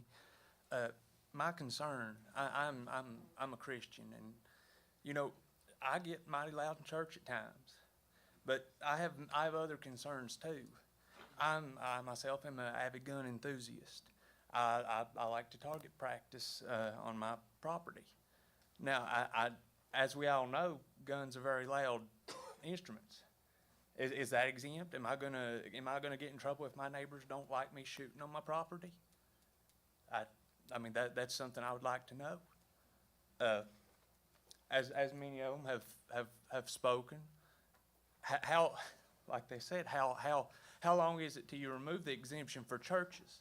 You know, that's the most important thing to me, but I have many other concerns, and as Lynn said, these individuals that are having troubled neighbors, I believe one man said that he was from Lebanon, allow the town council to pass an ordinance in that area. Don't brush the whole county with an issue that only a few individuals are having. I thank you for your time.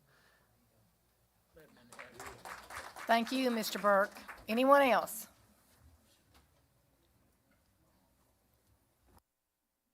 Is Jill Dye, and I live in Honaker, Virginia. I had actually spoke with a member on the board, and it was brought up about a subdivision, restrictions being in a subdivision, because I am against the noise ordinance. And he spoke to me, and I said, there's a difference. I moved from Buchanan County to Russell County. I moved here 13 years ago, and when I moved onto my property that I paid for, there was nothing that's saying how loud I can be on my land. And that's a freedom that I have on my land. I feel like that you all, if you pass this, you're dictating what I can do on my land. And that bothers me really bad. And, and I also feel like this is just a wolf in sheep's clothing. Eventually, it will reach to the church. And that concerns me because I love the Lord and I don't want anything, to go wrong with our Christians in this community. And I ask you, please hear the majority. The majority, I do sympathize for those that have trouble. I do, and I hope that you'll find a way to help them. But the majority, we want freedom on our lands. Please consider not passing this and voting no on this noise ordinance. Thank you.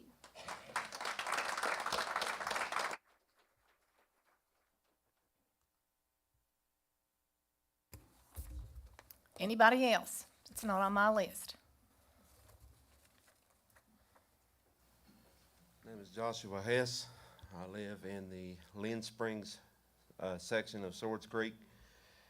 It's already been said a few times, but I feel like I ought to exercise my First Amendment right, considering it's being taken from us very quickly, that this is just overreach. It's about control. You got the building ordinance, you got the litter ordinance, now the noise ordinance.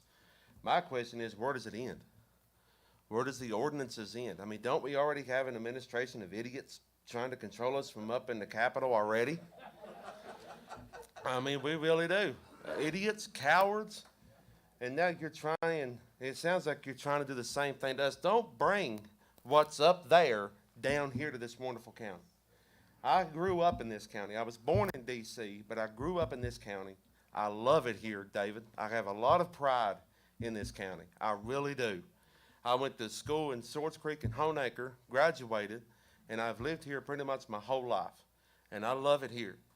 But I'm going to tell you something. You thought your census numbers was bad before, keep passing ordinances, and it'll go way down. Because people will move. We will get tired of it. We already, like I said, have an administration trying to take away our constitutional rights. We have freedoms, 10 of them. It's written on a piece of paper, and it was written back in 1776.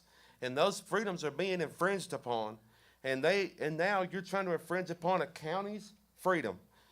It ain't right. It's control. It's all about control. And that's all I had to say, but please don't bring what's up there down here to our little county. Thank you, Mr. Hess. Anybody else?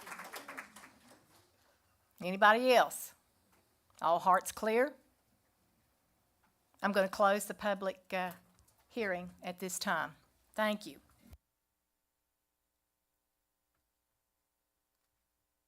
Now, moving on in the agenda is constitutional officers, reports and requests. Do we have any? All right. Moving on, we have the county attorney reports and requests. Ms. Patton, noise ordinance is your very first one. Thank you, Madam Chair. Pull up the ordinance, and you'll have to bear with me a little because I'm going to try to go through the concerns and how it applies. I guess the most common concern was how this ordinance might apply to religious services. And while my interpretation is that Exemption K protects that, as it is, religious expression is protected by First Amendment, I can understand the concerns about the amplification of the sound, especially given COVID, and that many churches are still doing outdoor services to allow their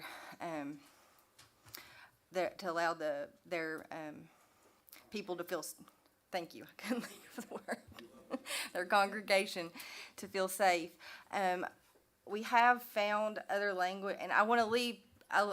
My recommendation would be to leave Section K if the board does consider to pass this. But there's also another exemption that is closely related, and that is Exemption C in the way the ordinance is written now. And as it reads now, it's bells or chimes from place of religious worship, sounds produced by bells, chimes, or other similar instruments or devices from a place of worship. I found some additional language that I think would be a good replacement for that would make it very clear that this does not apply to church services, that this is not in any way meant to infringe upon that. And let me, again, I'm sorry, you have to bear with me so I can find everything. The language that I would suggest in putting in Exemption C would be religious services, religious events, or religious activities or expressions, including but not limited to music, singing, bells, chimes, and organs, which are not part of such service, event, activity, or expression. So if that language is in there, that clearly covers anything that would be a church service, and the exemption means that the noise ordinance doesn't apply, so it does not matter about what time it would happen. So I think that would be a good replacement for that, just to make it clear on what the intent of what this board is trying to do. I think Mr. Dye brought up that and I have heard this comment before, that there are people who work second and third shift and they sleep at different times, and I understand that, and that's pretty common in our area. But one thing about this ordinance is it is a general application ordinance. You cannot, we've worked really hard from where we started. Those of you who read the ordinance that the board first considered in 2020, it was very broad. It didn't specify exactly what was a violation very well, and it didn't have as many exemptions. And so at the time, the comments that the board received and the concern of the board after hearing those comments is that by not having those exemptions, people would be subject to more liability by not having all that exempt. So I know the exemptions, that's been an issue, but in my opinion, from a legal standpoint, that's good because it clearly shows it's going to be a defense that you are not violating this ordinance. Let's see.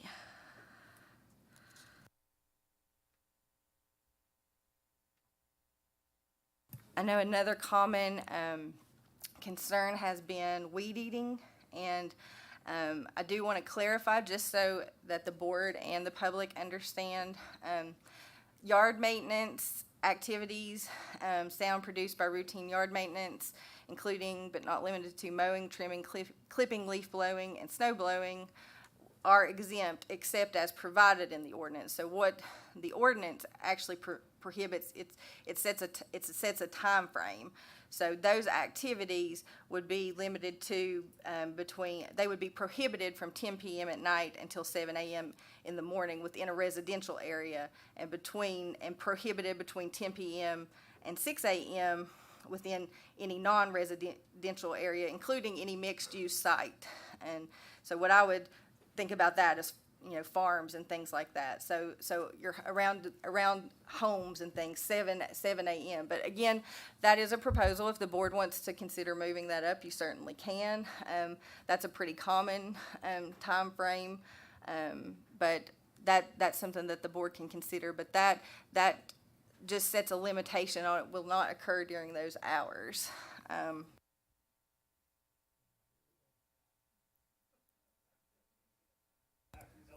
Mr. Sharp, is that you? I'm sorry. Mr. Ball, I apologize. You're out of order, Mr. Ball. Thank you. Ms. Patton, continue, please. Thank you, Madam Chair. Another concern was animals. That is a specific exemption. It's Exemption B, and it says sound produced by animals, including but not limited to barking dogs. That would include farm animals and I mean, it doesn't define animals, but it's, you know, because that would be a common complaint, it specifically says that barking dogs are not a violation of this ordinance.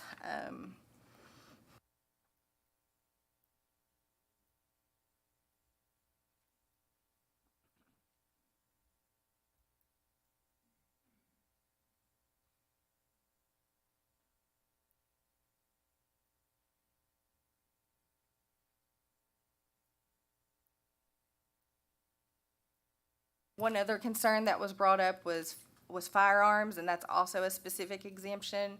That's Exemption F, and it's sound produced by the lawful discharge of a firearm, including any sound produced at a gun club, shooting range, shooting preserve, or target, trap, or skeet range. So that would be,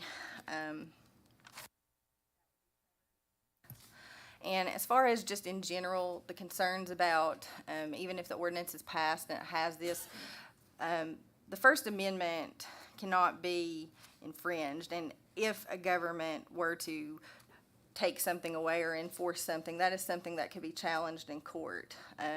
So to say that it's a slippery slope, if this ordinance would not violate the First Amendment, in fact, it specifically says that expression protected under that amendment is exempt from this ordinance. But even if there's protections for that. You know, anything that violates the First Amendment, if that is brought before a court, it will be invalidated. So you know, even if it's a different attorney, if it's me, I would always advise this board on whether something was going to violate the First Amendment. So that's not a legal concern that I have.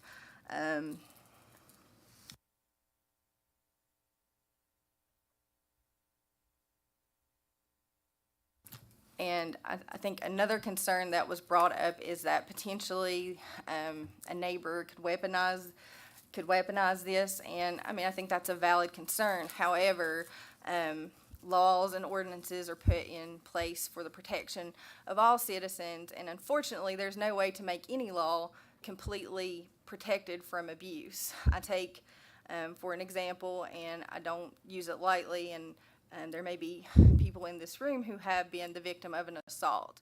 But in the legal system, I've seen it over and over again where people get mad at their neighbor or their friend or their spouse or their significant other, and they will have them charged with assault.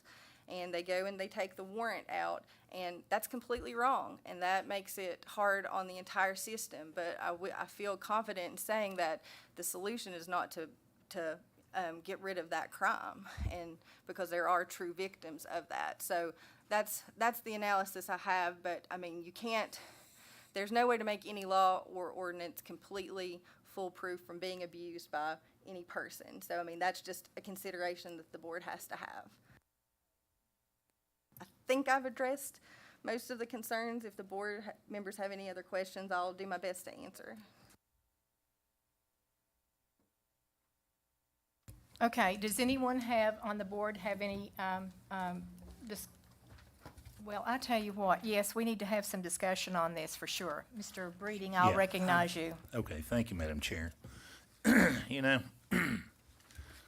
based on a lot of concerns that I've heard from people in my district, some of you are here tonight, and now from a lot of you who are not in my district, I feel it's very important that we give everybody an opportunity to review the ordinance as it's presented in our board packet, because I believe it has been modified somewhat, because we have put a mechanism into it whereby you can determine what the ambient or the normal noise level is and what the rise caused by the disturbance. So I've talked to a lot of people, and it's pretty obvious to me that nobody is really, I know Nate read it because I sent him a copy. We talked about it, and I did send Nate a copy, and maybe he should have shared it with some people. But I would like everybody to have a copy of this, look at it. Apparently, a lot of people missed the original advertisement for the ordinance, and it was a long time ago, and I know how that is. You want to go, but something comes up and you can't get there. But you've expressed a lot of concerns about a document that you really haven't read in depth. But I want you to read it, and I want you to look at it. We put measurable limits in there. The sheriff will be the one to administer those limits, and there's set levels that you can't exceed. So I think what I'd like to propose is that we have a public hearing. I think it's justified, and we can have that at our next Board of Supervisors meeting. We can have it, that will give you guys adequate time to read this document and develop any further comments that you might have. And believe me, I take all your comments seriously. I've written 26 of them down here. I mean, there's 26 individuals who spoke. But And we need to have it in the big room. yeah, we'll probably have it in the big room, down at the conference center. But the board can hear those public comments plus anybody else that you want to bring in, and we can get their comments.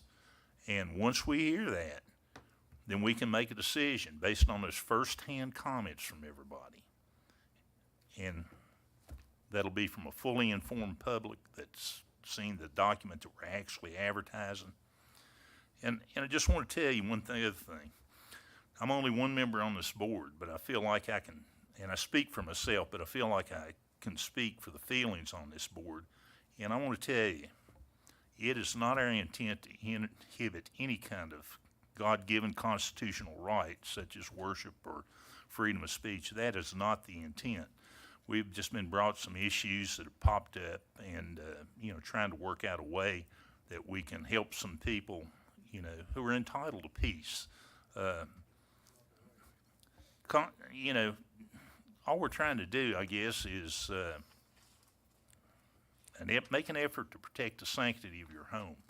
Because when it comes right down to it, your home is the one place it should be able to go to and get some peace and quiet and rest. And that's not always the case. So I guess with that said, I'd like to make a motion, Madam Chairman. Is that appropriate? I'll accept a motion, Mr. Breeding.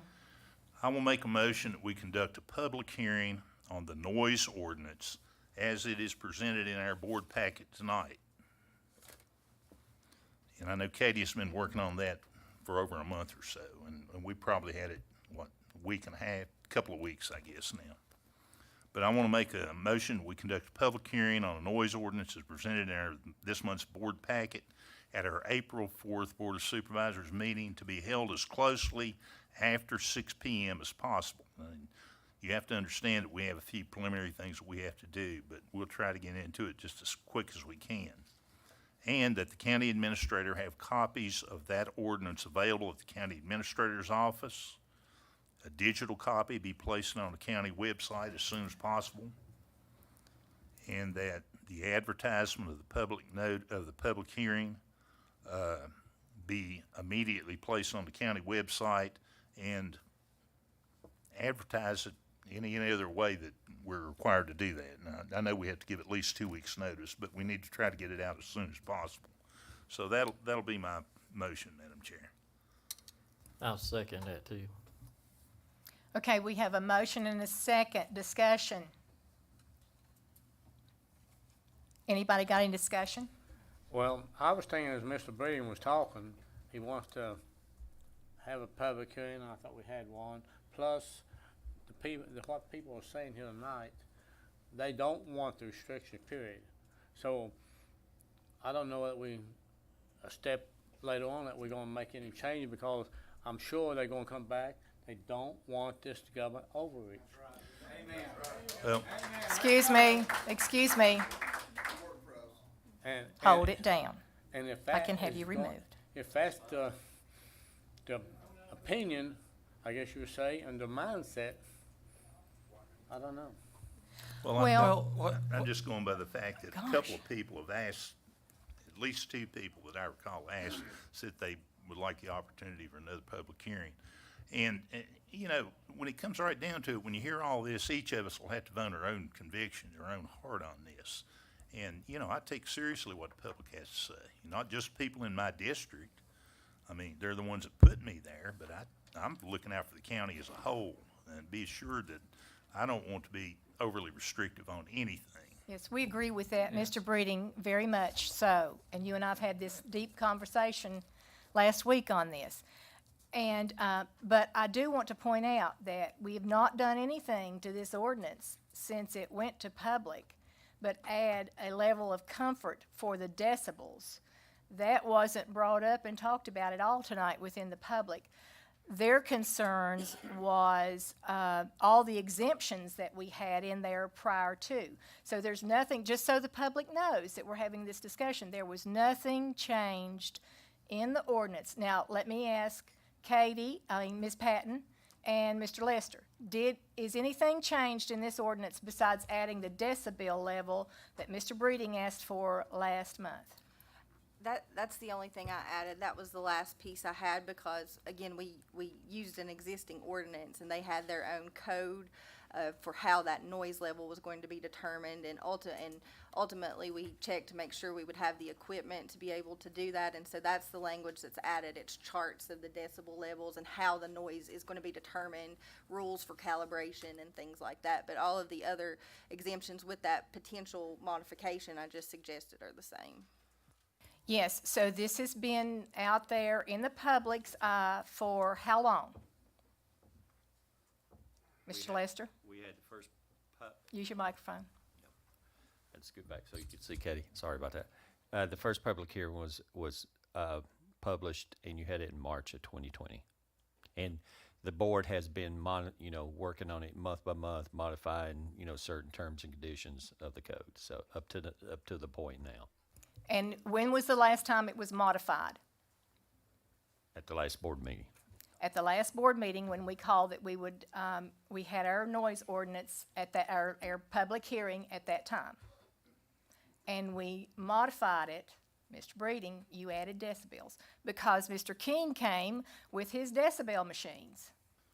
And here they are. And so everything is still the same. I just want to make sure that we have not misled this public in any shape, form, or fashion. You have not been misled, I promise you, not on my watch. And so I just need to make you hear this and see this that's happening, okay? So you just need to see that the noise ordinance was out there exactly as it is in our packet tonight when we had public expression in February. Correct me if I'm wrong. It's not exactly the decibels. The decibels was added. I said that level of comfort was added. When was it posted on the website? It was, the first one was in March of 2020. It was posted as a public hearing and in the papers, in the website, No, that was the first one that you all considered. This one came later in the fall when I first brought it to the board for its consideration. It was still the Albemarle County draft, and then I changed it to Russell County, but I did not know how we were going to define how the noise was going to be determined. So, but other than that, we've left all the language the same. But I think it was late fall probably that was first presented. The new one was first presented to the board. So the current one's not been posted on the website? Yes, it is. When was it?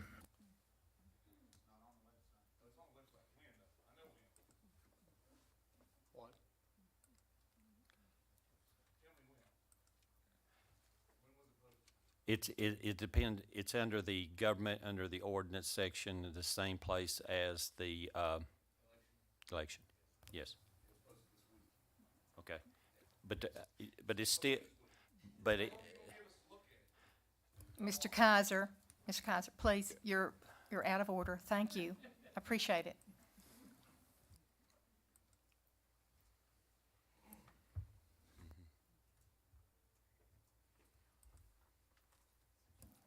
So it was posted on the website. It's exactly the same as what we did, but the decibels were added. It came on the website when, Mr. Lester? It came on at the same time we put the agenda back up. Each and every time we brung it back up or brung it back up. And I know there hasn't been a lot of people attending during that time, but they have been working on it. The board of supervisors, they come in and they work on one term and condition 1 month, and then the next month they'd work on another one. They've been doing this since March of 2020. So, and that was during the pandemic. You got to understand that. And it was difficult to get people in here. So each and every month they would make a few changes at the request of legal counsel or whatever citizens wanted during that time to the point they are now. So it has been a developing ordinance, so during that time, so. We have a motion and a second on the floor. We've had discussion. I'm going to call for the vote. Roll call. Mr. Lovelace. Yes. Mr. Ray. Yes. Mr. Eaton. Yes. Mr. Breeding. Yes. Ms. Dye. No. Mr. Christian. What's this pertaining to? I don't understand. We're voting to have one more public hearing on this noise ordinance in April, next meeting. Yes. Okay. And the chair votes yes. Mr. Lester, put that on our program for next time. Thank you all. Yes, ma'am. We appreciate you.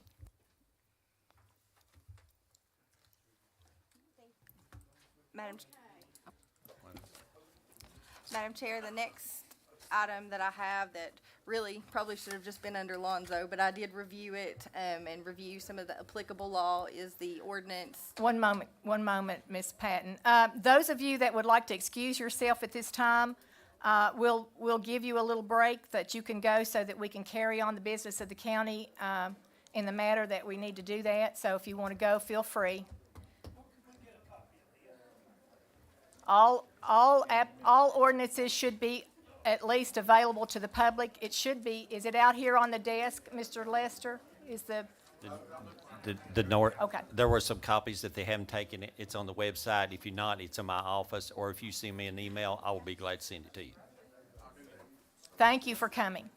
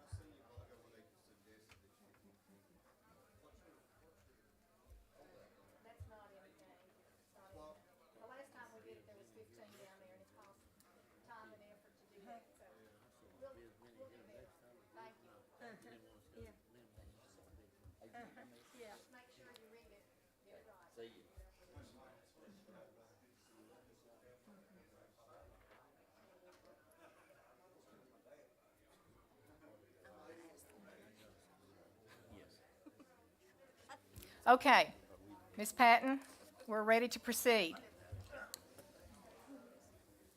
If you guys will close the door back there, I'd appreciate it. We can't hear. Thank you.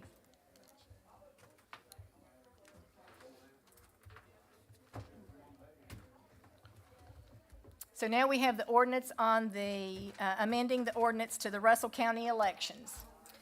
Yes, Madam Chair. That's under me, like I said, I think it should have been under Lonzo. I did review it though and review some of the code sections as far as conforming with the applicable law. One of my biggest concerns was the precincts had to have at least 100 registered voters, and I didn't know if that might be an issue. I went through all of my legal concerns with Lonzo because he is the one that drafted the actual boundaries. When I spoke with him, he informed me that none of the boundaries changed and none of the precincts changed, because there are some additional, if things like that are going to change, there's some additional notice requirements that would be required. But he advised that none of that changed, and it will be sent to the Attorney General for certification that all of that is okay. Another thing that I looked at was just making sure that there were clearly identifiable, boundary structures, existing structures pursuant to the law. So I have reviewed it, and Lonzo, I know, gave that lengthy presentation, and so I submit it to the board now for approval.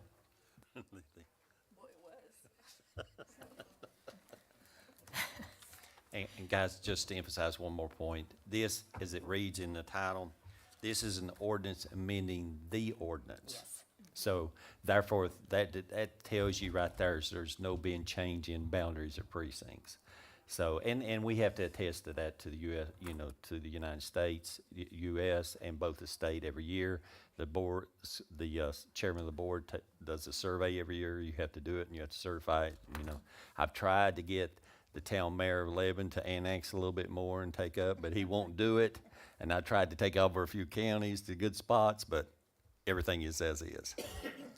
So, need a motion to accept or amend the ordinance of Russell County and the district and the precincts boundaries. I'll make a motion. We have a motion from Mr. Christian. I need a second. I'll second it. We have a second from Ms. Dye. Any discussion? Yeah, I want to make a comment here. When is the primary opportunity to look at reducing our board to 5 on the school board and the board of supervisors? That I mean- should be a county attorney question, probably. I mean, Tazewell County and Washington County don't have 5, and we've got a lot less residents, and we've got 7. I mean, I'm just trying to look out to save money and look at some viable ways to address this. I'm just asking a question. Well, and I haven't really looked into it. I'm sure there's some different mechanisms that you can do that. I've been looking at it strictly from the decennial updating, but you can do it at that time. I think it's 24.2, 304.1, that the board, let me find the exact language. That every 10 years thereafter, the governing body of each such locality shall reapportion the representation among the districts or wards, including, if the governing body deems it appropriate, increasing or diminishing the number of such districts or wards in order to give as nearly as is practicable representation on the basis of population. So there's not a requirement. It's in the board's discretion what's appropriate to either increase or diminish, and that would be talking about the 10-year realignment. I don't know if there's other provisions in the code that might allow you to do that at a different time, but I would have to look. That's the only one that I know of right now is when you do the. Yeah, thank you, Katie. It's been brought to my attention from multiple constituents throughout the whole county, wondering, I guess with the expense, the loss of residents, as the county administrator just expressed this evening, that the alignment stay the same, but if we're continuing to lose residents, and I have concerns about ordinances, because I served on town council 14 years, and I tell you, ordinances are sometimes devastating to who comes and who wants to live in your county. So I'm really concerned about that, because I fought this battle on the town council, and now I'm here in the county doing the same thing. So I'm concerned about that, and I think we need to look at every way possible to eliminate waste and to try to make our county function better. So if you could let me know maybe at the next meeting or something, I'll let Mr. Breeding say something I think he's wanting to talk. Yeah, Katie, I don't know if you'll know this, or maybe Lonzo will know it. Back, I think the legislation, as I read it, the legislation requires us to have an at-large member. Yes, that's And, our and I county. think that was, excuse me, I think that was done back when we were, actually had 6 districts, I think. And then we were using a tiebreaker, which ultimately found out it was illegal to use. So, and I think that's when they created, I think, you know, I think about Tazewell County, and the Tazewell County has probably twice the citizenship, but they only have 5 supervisors, but they have just 5 districts as well. You know, I think the way we're structured now, if we went to 5, we'd have to have an at-large in 4 districts. So I think, you know, if that's something we want to consider, if you can find out if and when we can do that, I think we would have to eliminate that at-large position and just go with 5 districts, you know. But it needs to be an odd number, you know, because of that. Yes, you would have to change the form of government. The form of government that we have requires us to have an at-large member. So we would have to, there's different forms of county government, and we would have to change ours to do that. So we've always had an at-large board member. We just created an additional district the last time. Is that I assume so. I mean, I really don't know much about the history, but if we've always had this form of government, then we had to, unless they changed the legislation somewhere along the line, we've always had an at-large member. You always had that large, you added the additional district. So it must have been. Yeah, because I've read everything of this history. Well, let's get that fact Okay, right. all right. current Order, board please. supervisors. Let's talk about this. Mr. Eaton, Mr. Breeding, we're concerned about saving $1. Mr. Lester, tell me how much it costs for 2 supervisors. Well, if you listen to Mr. Eaton, he owes us at the end of the day, so he's paying us.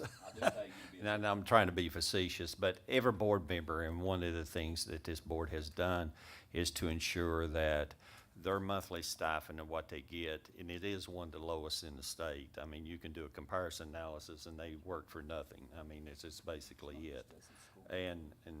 But as far as the at-large or the number of districts, we will do a little bit more research in this, and this is the point. At the next election, y'all could vote to restructure the board too, but you would end up serving out your remaining terms, but the full board has to agree to it unanimously. I mean, It's not just us, it's a school board too. That is So you'd correct. have to run the calculations on that. The school board would have to match our, just like we presented tonight. Every board would have to match your board. So it is a big undertaking, but if the board has the pleasure of it, you know, as far as the cost going in, and that was one of the things I was trying to point out for the precincts, now with electoral boards and elections, and that includes the current administration, they pay for the majority of the election costs. So it's not a lot for a precinct anymore. It's not a lot for the election board. They do get a lot of state funding to help supplement these now. It's the community and what the board of supervisor wants. What do you feel comfortable with at large with 25,781, residents? So. And the territories would have to be divided up again, so Yes.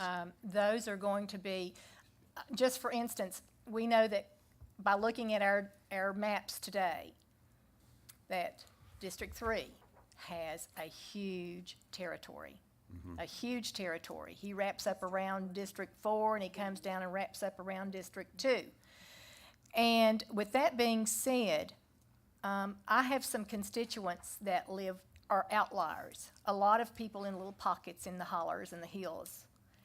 And they have to travel X amount of miles to vote anyway.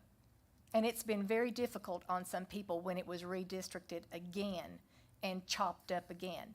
So those might be some of the things that we need to consider, because what you're going to save in a supervisor's position is less than $12,000. Yes. Less. Lot less. Where is it? Lot less. A lot less than that. Yes. So we're talking $7,000. If that. Okay, 2 supervisors. 2 school board members. Okay. If you could throw So- those into you. Well, So I mean, as we times move 10 along now, years. remember where your government stuff is, your price to have David to have representation for people that live in the places that Mr. Hess is talking about. So that's just some of the things that I would, since we're having this discussion. But I do believe we have a motion and a second on the floor. I'm going to call for the vote. All in favor? Aye. This is the Ordinance. the ordinance, Oris. To amend the ordinance. Madam Chair, I just want to tell you, when people bring these to me, that's the reason I'm just presenting them to the board. I understand, The and I think you constituents. should. And Yes, we you know, do. I'm just obligated to bring them to the board when Yes, they and bring them to my I do attention. think that, I do think that there's a lot of misinformation out there that. Needs to be clarified. We need to make sure that they understand their representation is far, greater than the dollar. I will tell you that. So anyway, we'll just let the board decide that. That's a board action, not a Lou Wallace action. Okay, the Cumberland Plateau Regional Waste Management Authority, the 2022 Manpower and User Agreement. Yes, thank you, Madam Chair. These two agreements are something that we approve annually. We've structured it that way just so that we could make sure that we could keep understanding and control on what's going on with their waste management authority. I've spoken with the county administrator, and he requested, or he stated that he had no requested changes at this time, so we've submitted it for the board's approval exactly how it was presented last year. Okay, And there are no changes at all to this No.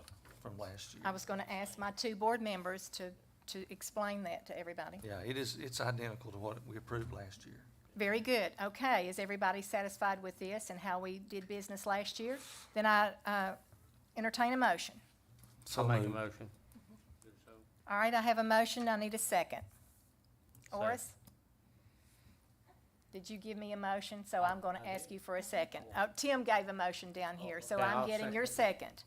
All right, that's how we're doing it. All right, all in favor? Aye. Any opposed? Thank you. Motion carries. County Administrator reports and requests. Mr. Lester. Thank you, Madam Chair.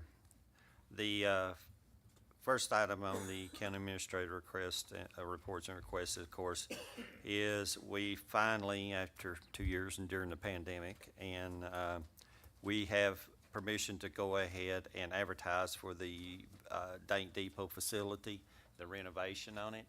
So that is one of the things that that we'll be going to bid with. It is on the street.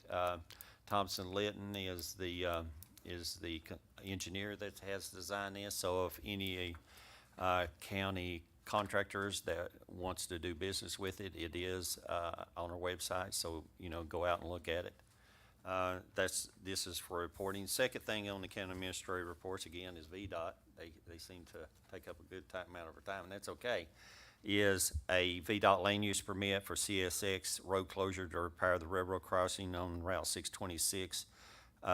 This will be closed during that time on March the 28th, the 29th, the 30th, and the 31st. And we'll put that up on the website too in the paper. So VDOT's going to do that to make sure that everybody, know that railroad closing is closed. So that's as far as the reporting.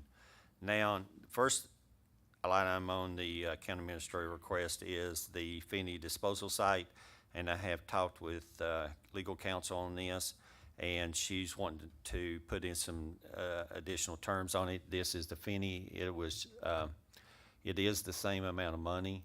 There is a different owner, so we're going to tighten it a little bit on the terms and conditions, so she feels a little bit more comfortable with it. So I'd like to have a motion that the lease be approved upon legal counsel's, modifications and changes to the terms and conditions of the lease.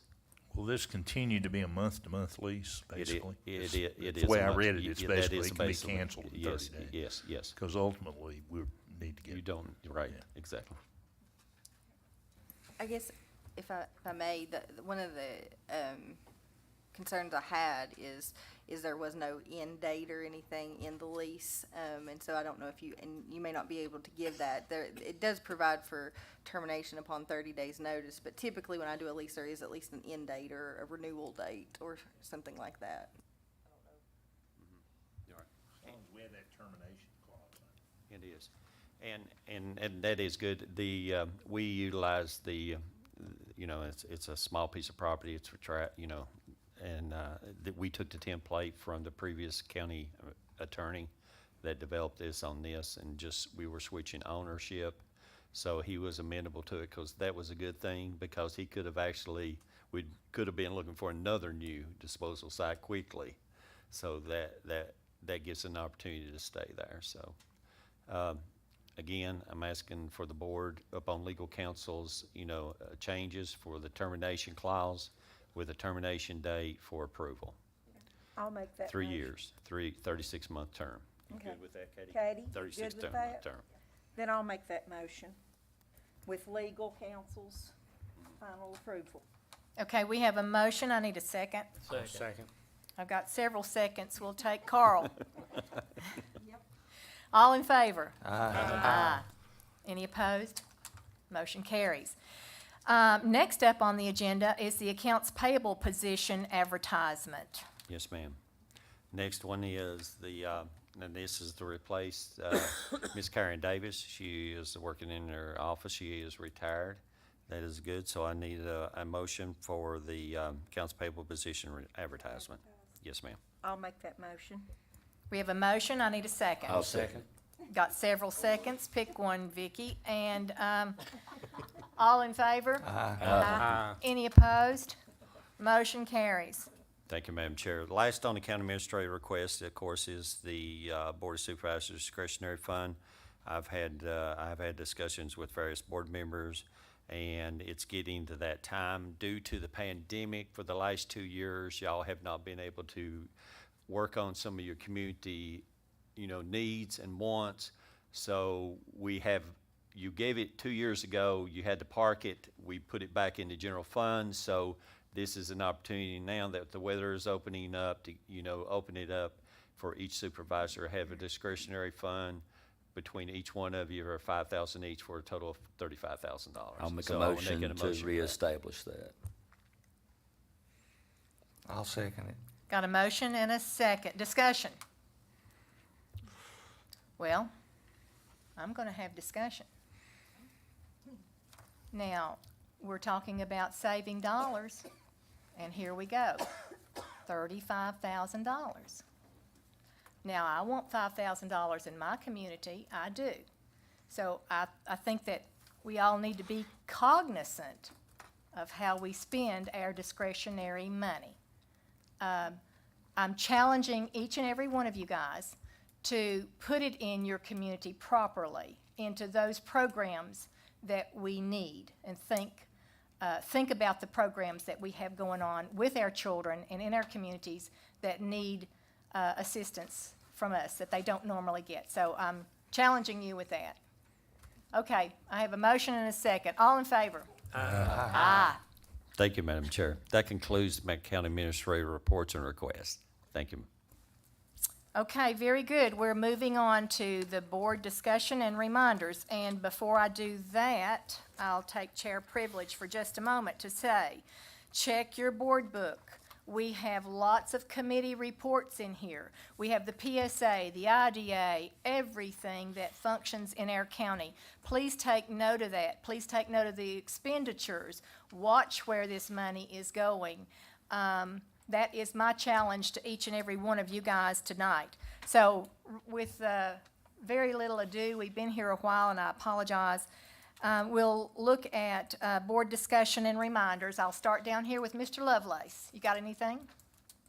The only thing I wanted to do is say congratulations to Dr. Kim Hooker, who was appointed as the new superintendent for the schools. Kim's been with the school system 34 years, and we look forward to what she's going to do. We'll miss Dr. Brown, but we look forward to what Kim's going to do for the school system. Thank you, Mr. Lovelace. Mr. Ray? Yeah, I'd like to talk about the Russell County Kids Fishing Day. We hadn't had that for about 3 years, so, this year I think we need to give them that money that we've always given. So you've already spent your money then, haven't you? Are you contributing your discretionary money already? Well, I thought we always did I'm that pretty to sure both of them. Scotty will catch you at the door now. Now, the word is out. You're a trapped man. All right. Anything else, Mr. Ray? No, Madam Chair. All right, Mr. Eaton. Yes, and the reason I wanted to do the discretionary funds, and I agree with Ms. Wallace, it needs to be spent wisely. I look at these as investments in our community, not wasteful spending. One of the ones I want to fund is the Red Bud Festival event, and the other one is the Scott McLaughlin's Kid Fishing Day. You can actually take that money out of my discretionary fund to be able to support these things because these are great opportunities for our area. One thing I'd like to also do, Madam Chair, is I'd like to congratulate the Honaker girls basketball team on their win tonight. They beat Perry McClure, and they will be playing in the state championship. Hey, good. Yes. Another thing is I need an update from the county administrator on the Miller Creek Bridge. I know we've been working on this, Lonzo, about dedicating that bridge for the Veterans Memorial. If you could get me an update on that, I would really appreciate it. I'll reach out to Jeff. Another item I've had the opportunity to talk briefly with Madam Chair tonight, because it was brought to mind and Mr. Breeding's attention about 2 years ago. We had met with the Smiley Ratliff Foundation in regards to a piece of property across from the governor's mansion. And in our discussion, they wanted the county to participate with them to have a park there on about, I think it's 20-some acres. 20-some acres of land. And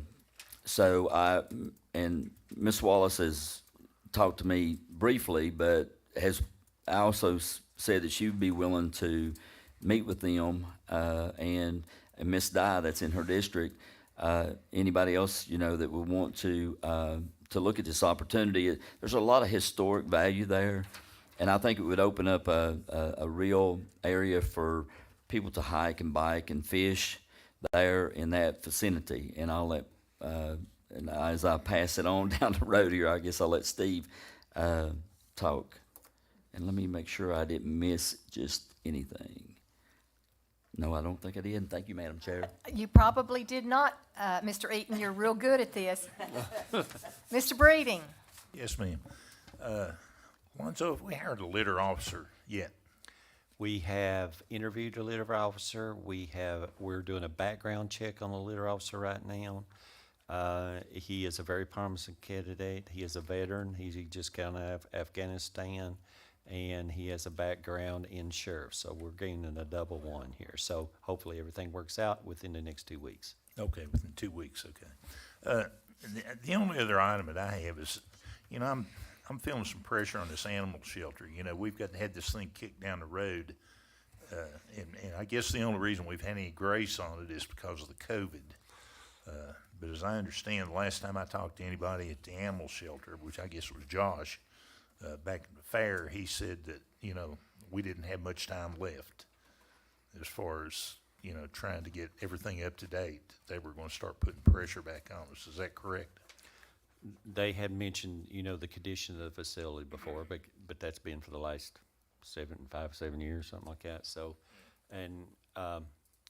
but I can reach out again, get an update from Dr. Meister, because Josh left. There's been a void there. Yeah. So if y'all will, want Dr. Meister to come and talk to the board, or? Well, I don't even think it's necessary to talk to the board.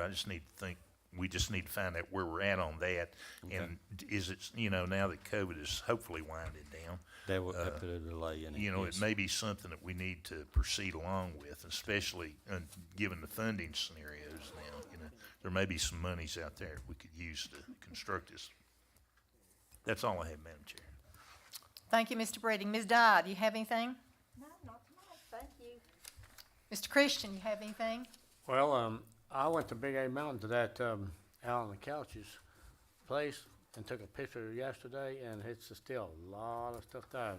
I don't know how much they're doing, Alonzo, how much they're moving, but it's moving slow. And then on this thing about Kenneth Hart's park project out in Elk Garden, I hear that he's willing to give us lease to us for $1, but there's a lot of legal aspects, things that we're gonna have to go through before we can do that. And do we want to invest Luann, I think you and I touched on, anything, some legal aspects and do's and don'ts that we can't get well, ourselves involved in something like that? In my limited knowledge, yes, I think there are things that we need to look at to make sure it's advantageous for our county.